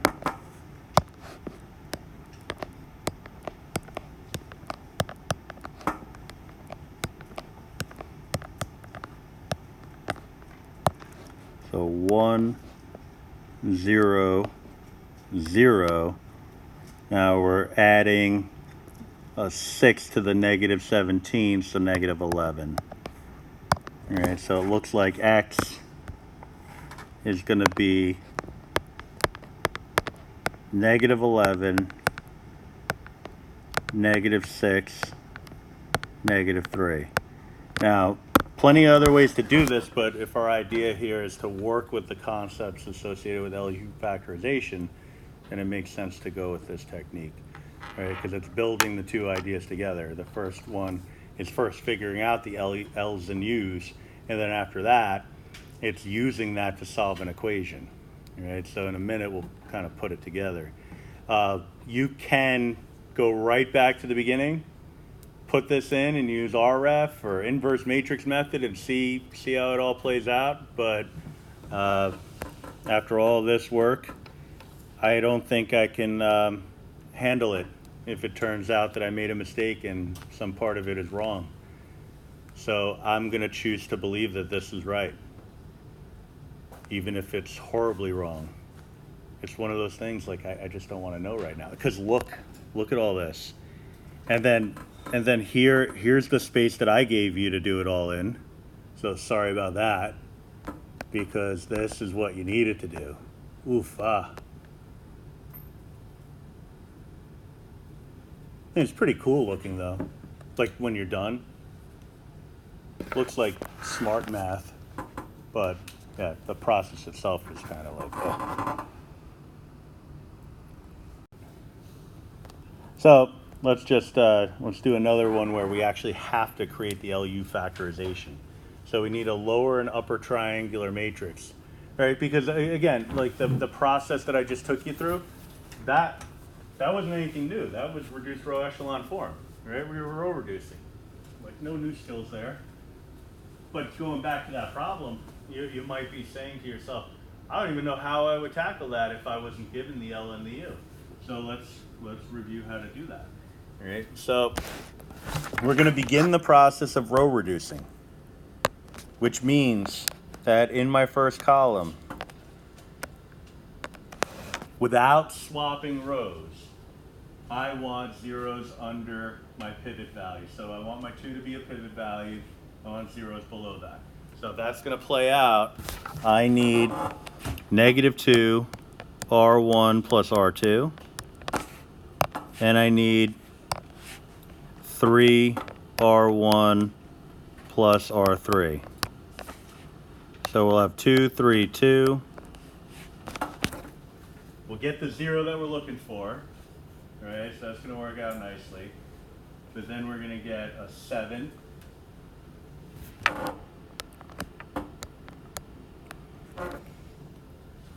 Negative 2 times 2 is negative 4 plus 9 is going to be a 5.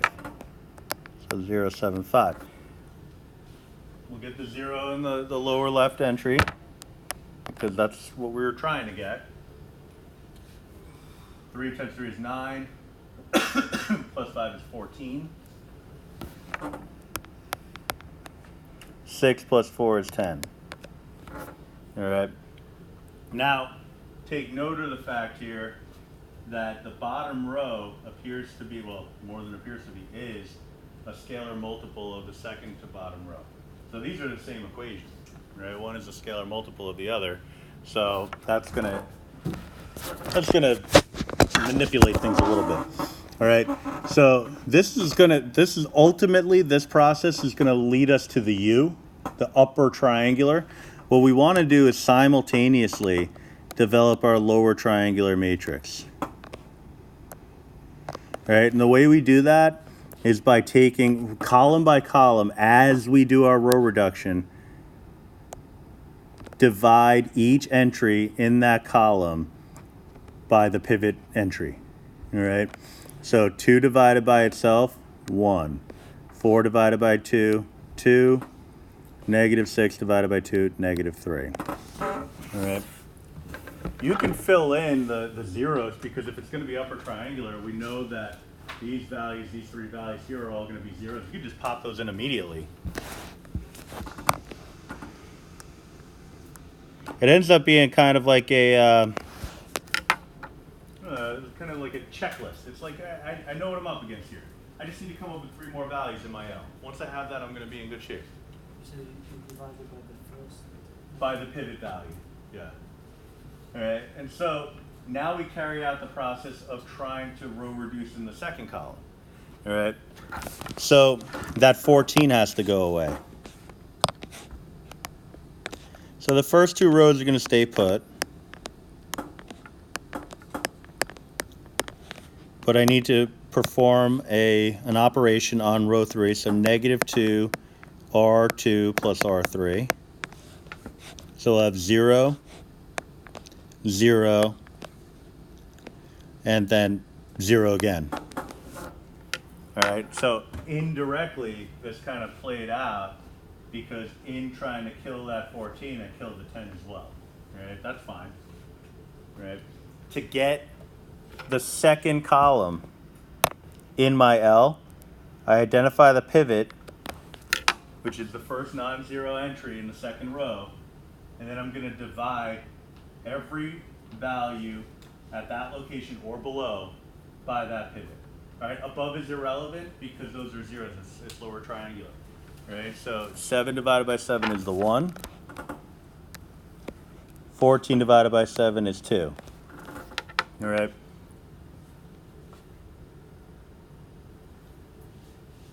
So then the last consideration, I guess, would be, all right, well, what does that mean for the last entry? Well, there's a couple of ways that you could go about doing it. One way is to say, well, I needed to get this in upper triangular form. It is in upper triangular form. We're good. It's in echelon form. The values below the pivots are all zeros, right? But there's only 2 pivot values. There's no pivot in the last row, right? So what that means here is that there's nothing to divide by.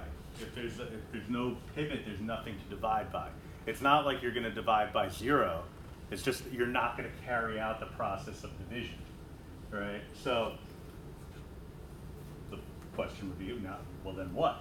Well, I have to come up, in my final entry, I have to come up with a value of 4, right? So one way to handle that would be to take my third row and multiply it by my third column, all right? It's L times U, all right? So third row multiplied by the third column and see what you get, all right?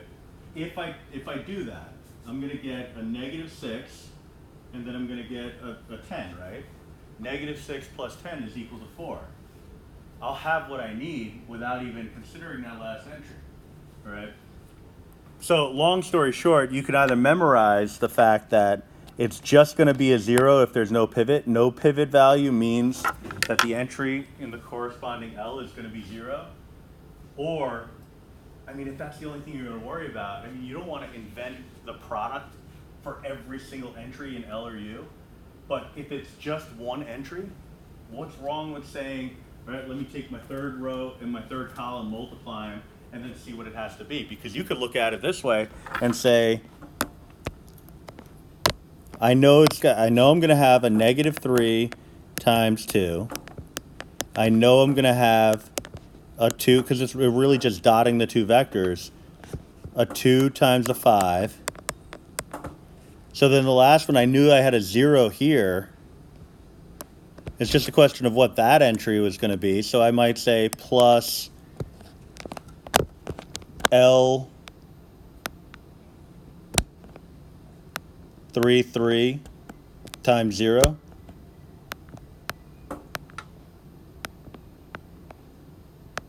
And I want the result to be equal to a 4. All right? So if that's the case, you start thinking about, well, what does L33 have to be? And it actually ends up being a free value. It could be anything, because it's going to get multiplied by 0. But if it could be anything, why not just let it be equal to 0? It's going to make life easier, right? So you could solve this, but there's also the part where it's like, well, we don't want to make our lives too miserable. So once it's in upper triangular form, the echelon form will be the upper triangular. That's your U. And the L we were working on simultaneously. So we have our L, we have our U. Put them in your calculator, multiply them together. You should get this as a result. If you don't, you screwed something up. Right? Most likely having to do with that last entry. So that's why we check.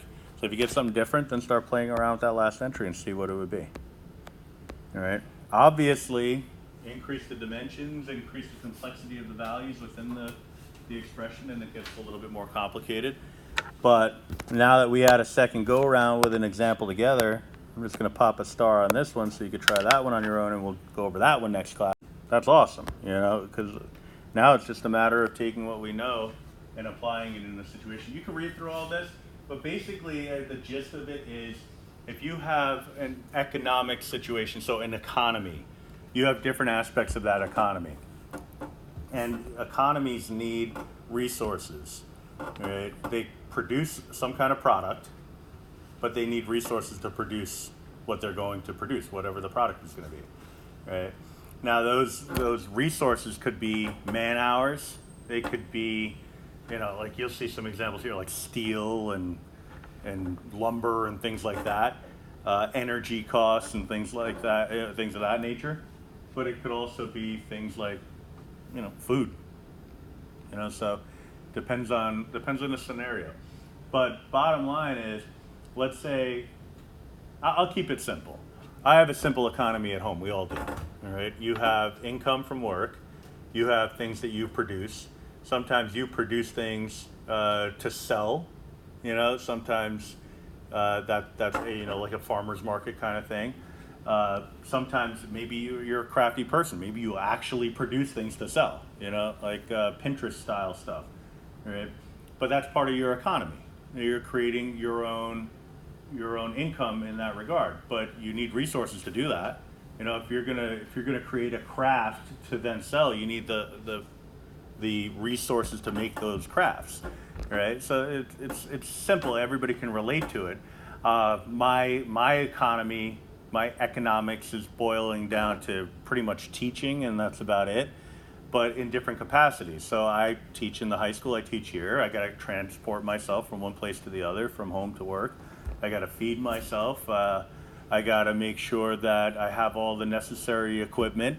So, you know, some things the schools provide, but some things they don't. Like, for example, I don't want to lug around an Apple TV, which the school didn't provide. So that was my own Apple TV. So I went out and purchased an Anycast. All right, but that's a purchase that I made. So then an aspect of that economy would be, well, that's tax deductible because it's a work expense. I mean, I don't know that I need to prove to you that I'm not taking this thing home and using it for my own entertainment, but would it matter even if I did? I don't know. But I'm not. That's actually, I don't want to take the chance of breaking it because I need it for this. So that is my work expense. So I paid money for it, but I'll get a little bit of money back when I do my taxes. All right. So the iPad was loaned to me by the school, so that didn't cost me any money. But my stylus, I purchased that on my own because I didn't like the crappy ones that they gave me. All right. So these are all things that come into play, but how everything comes out in a wash is a little bit of a different story. It's not as easy to articulate. So what's my net worth at the end of the year? I have no idea. Well, because the reality is, like, we have money that we spend on the things that we need, and then the money that we spend on things that we want, and then we have the money that just disappears and we don't really know how. All right. So that would be like, for me, all the subscriptions that I purchased that I forgot about.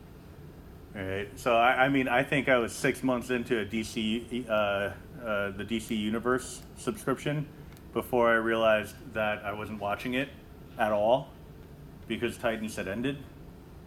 So yeah, I burned money on that. So there's things that come into play, right? And so this process actually helps you to organize your thinking, because parts of what you produce is going to go out into the world, but then parts are going to be retained for your own needs, right? So if let's say I'm a farmer, or not even that complicated, I'm growing some vegetables in my garden, right?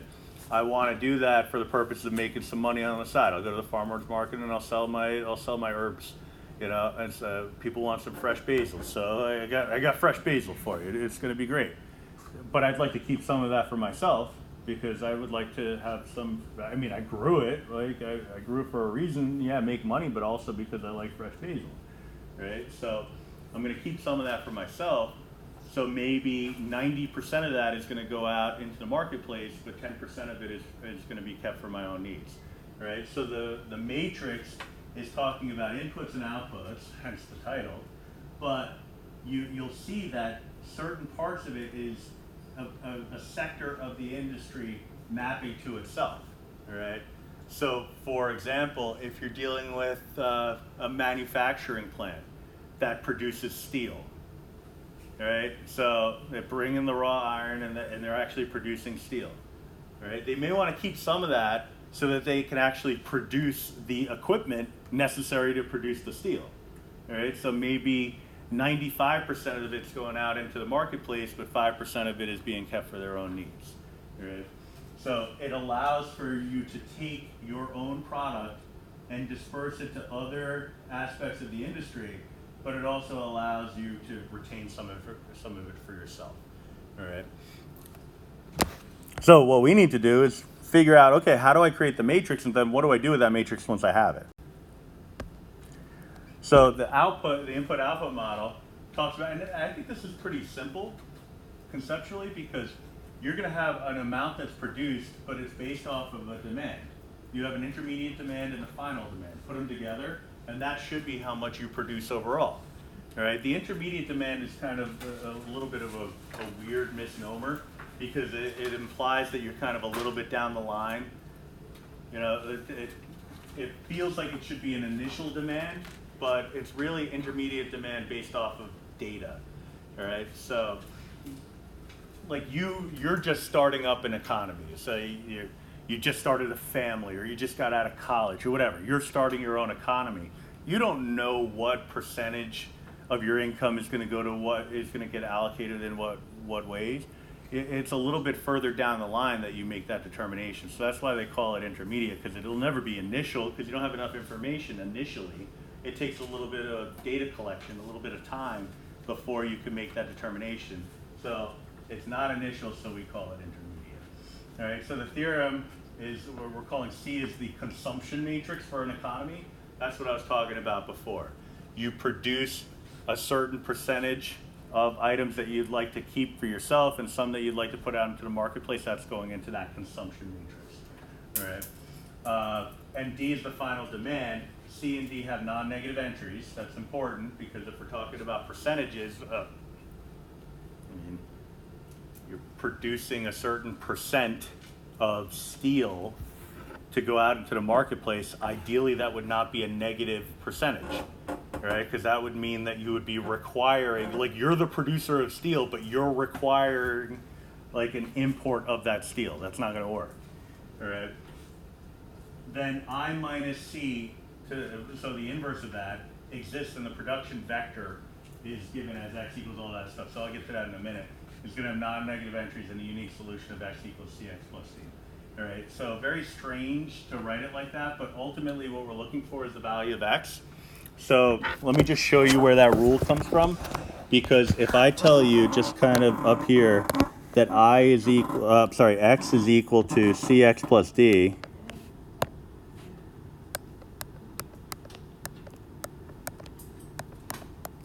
I could subtract cx from both sides and get x minus cx equals d. All right, but when I go to factor out the x, I get x equals 1 minus c, I almost wrote x, equals d. There's really no such thing as a 1 when it comes to this sort of operation. We're talking about matrices. What would 1 represent? All right, 1 would represent just a standalone scalar. That's not what we're working with. If I'm going to subtract C, which is a matrix, from the number 1, I'm going to get something nonsensical. All right, 1 is an identity for multiplication. Right, so in this context, 1 is talking about the identity matrix. So we would replace that with an I.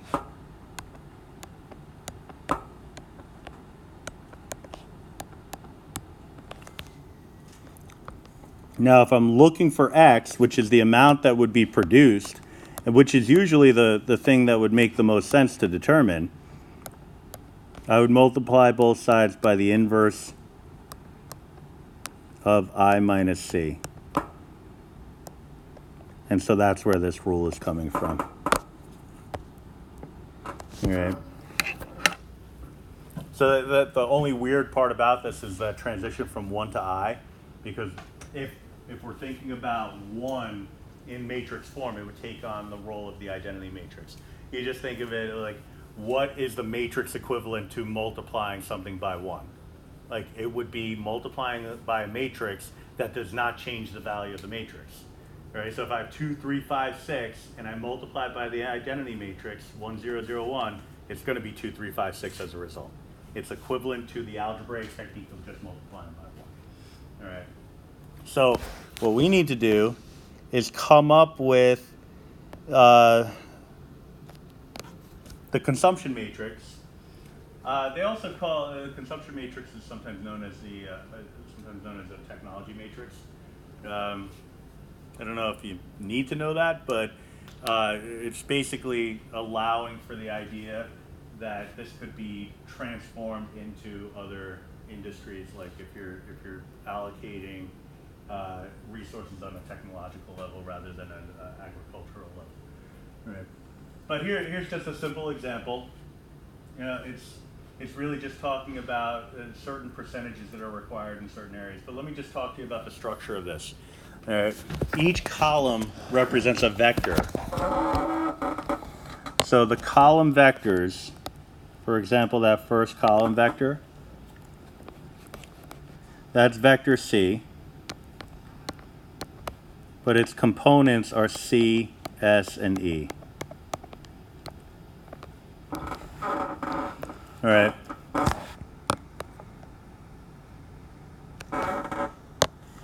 And so when I say that the values are 0.1, 0.2, and 0.5, what that's telling me is what C is giving to the other sectors. All right, so this is the proportion. These are the proportions that C is giving to the other sectors.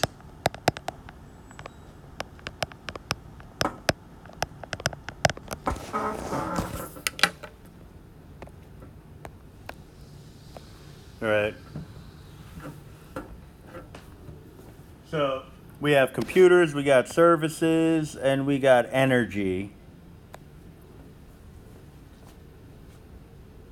So computers are giving up 10%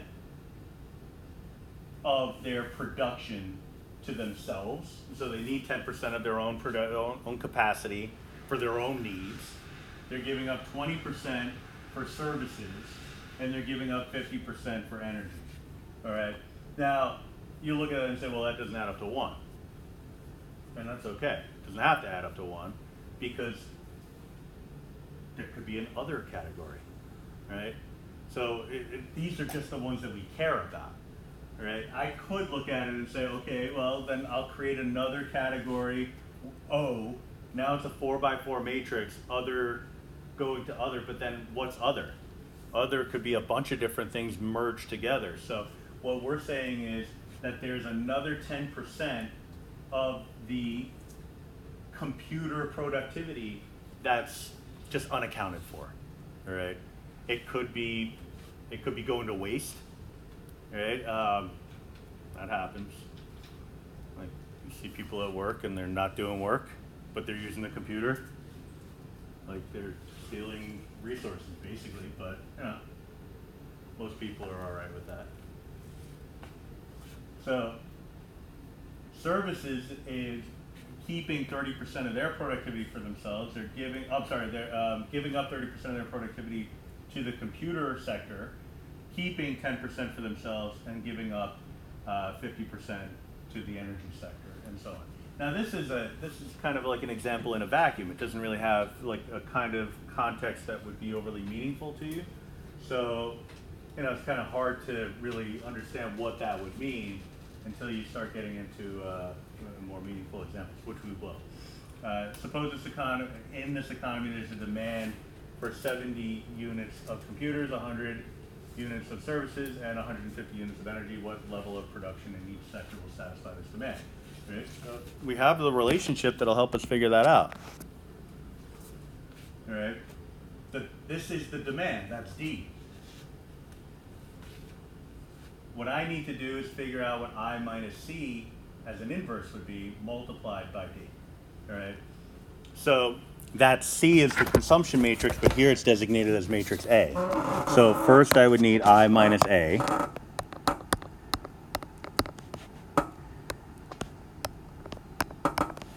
So 1 minus, because remember the identity matrix, it's I3 in this case.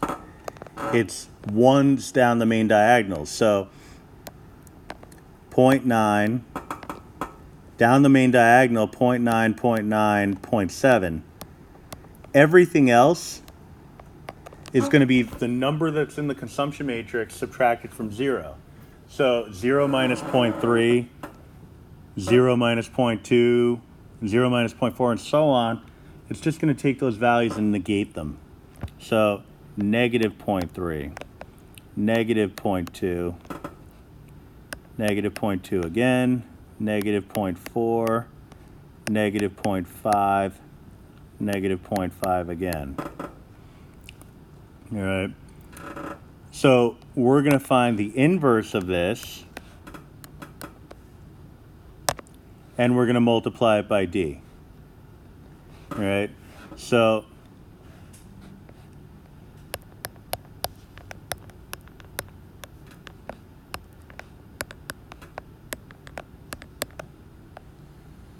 all of this in your calculator multiplied by the demand matrix, which would have the same structure as the consumption matrix in terms of the column vectors. So got to be mindful of that. So it's computers, services, and energy in that order. So we're looking at 70, 100, and 150. Perform this computation and you'll have the level of production that would be necessary in order to satisfy these criteria. All right, so I'll pop in my 3x3. Definitely a calculator problem. Once you start getting into these decimals and things like that, you can make that assumption, a reasonable assumption. Even though you can multiply everything by -10 in this case and it'll be a little bit easier, it's still not something I would ask you to do by hand.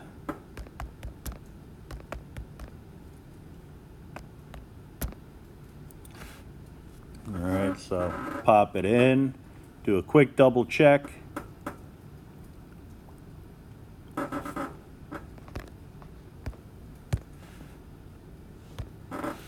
Then type in your 3x1 matrix, so 70, 100, 150. And so I'm going to do the inverse of A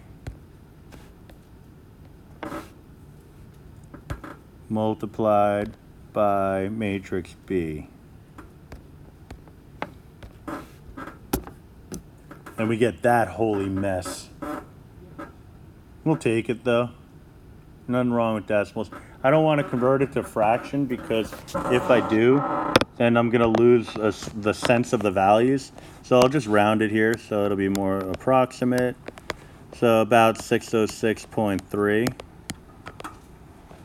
781.7, and 1205.7. So in order for this economy to work, we need to have, so X equals, and the format is C, S, and E. 600, about 606 units of computers. Now, whatever that means, you know, it could be, you know, man hours in the computer area. It could be actual computers. Maybe we need 606 computers, right? 781, 782 units of services, and 1,205 to 1,206 units of energy, right? So again, it's out of context. I mean, just because I threw the words energy and computers and things like that in there doesn't mean it's a relatable example, but you start kind of getting the idea of, you know, how this could tie together with some things that maybe are relatable. Right? So, finance allocation is a pretty easy one. You know, portfolios, stock portfolios, because you have really the three categories when you're investing money. You have the high risk, then the safe money, which is your annuities and things like that, and then you have the middle of the road. This technique can tell you just how many dollars you should allocate in each area if you want to have a particular outcome. All right, so it's pretty not bad when it comes to that, right, in terms of the connections to the real world. A slightly more meaningful example, I think, maybe. An economy consists of two codependent industries, steel and lumber. It takes 0.1 units of steel and 0.5 units of lumber to make each unit of steel. All right. So that's the idea of like the mechanisms necessary to produce the steel requires some steel but also some lumber. It takes 0.2 units of steel and 0.0 units of lumber to make each unit of lumber. All right. The economy will export 16 units of steel and 8 units of lumber next month. How many units of steel and lumber will they need to produce to meet this external demand? All right, so it's basically the same question, but you have to come up with the technology matrix or the consumption matrix on your own. All right, so that's what we have to do. I think the best way to handle it would be to first identify the structure. All right, so we're talking about steel and lumber here, and really that's it. All right, so steel and lumber would make up any vector that I'm working on. All right, so it takes 0.1 units of steel and 0.5 units of lumber to make each unit of steel. So S would be equal to 0.1 and 0.5. All right, it takes 0.2 units and 0 units of lumber to make each unit of lumber. So L would be 0.2 and 0. Now, since I'm only focused on producing steel and lumber, there's a whole lot of lumber here that's not accounted for. Because, yeah, people want to use lumber for things other than making steel or making lumber. All right? Maybe they want to build a house. Right? So you got other considerations that are not being addressed here, but that's only because they're irrelevant. All right? So my consumption matrix, which I'll call C in this case, I could write as 0.1, 0.5, 0.2, and 0. All right. Once you have that, it's pretty straightforward because it's just a process, right? Because I need the inverse of I minus C, so I'd compute I minus C. Now this is I2. It's a 2 by 2 square matrix. So again, I2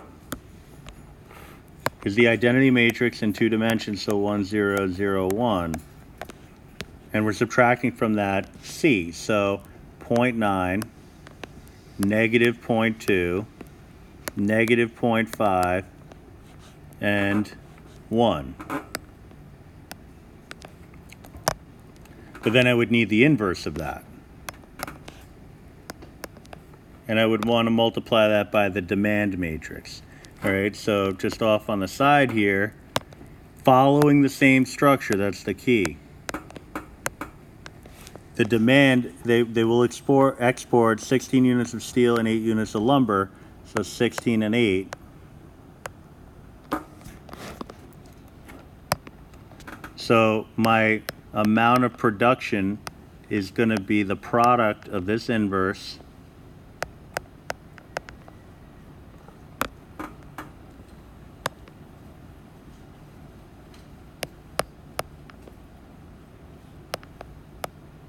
and 16, the vector 16, 8.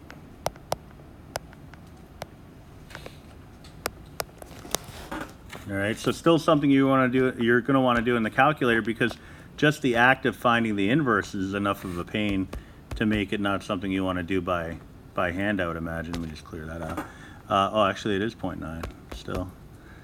So negative 0.2, negative 0.5, 1.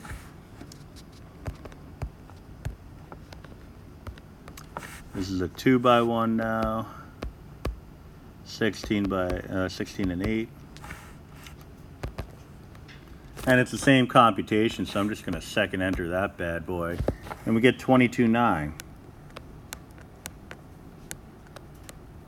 All right, so X equals the number of units of steel, number of units of lumber. So it's implied what the relationship is, but I'll say it explicitly. 22 units of steel, 19 units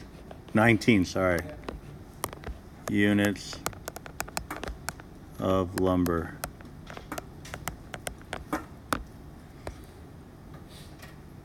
All right. So again, what's a unit of lumber? What's a unit of steel? Are we talking about pounds, kilograms? We're talking about tons? Who knows, right? But it's something that you can get a relationship out of, and that's what we're really looking for at this point. All right, so that's where we're going to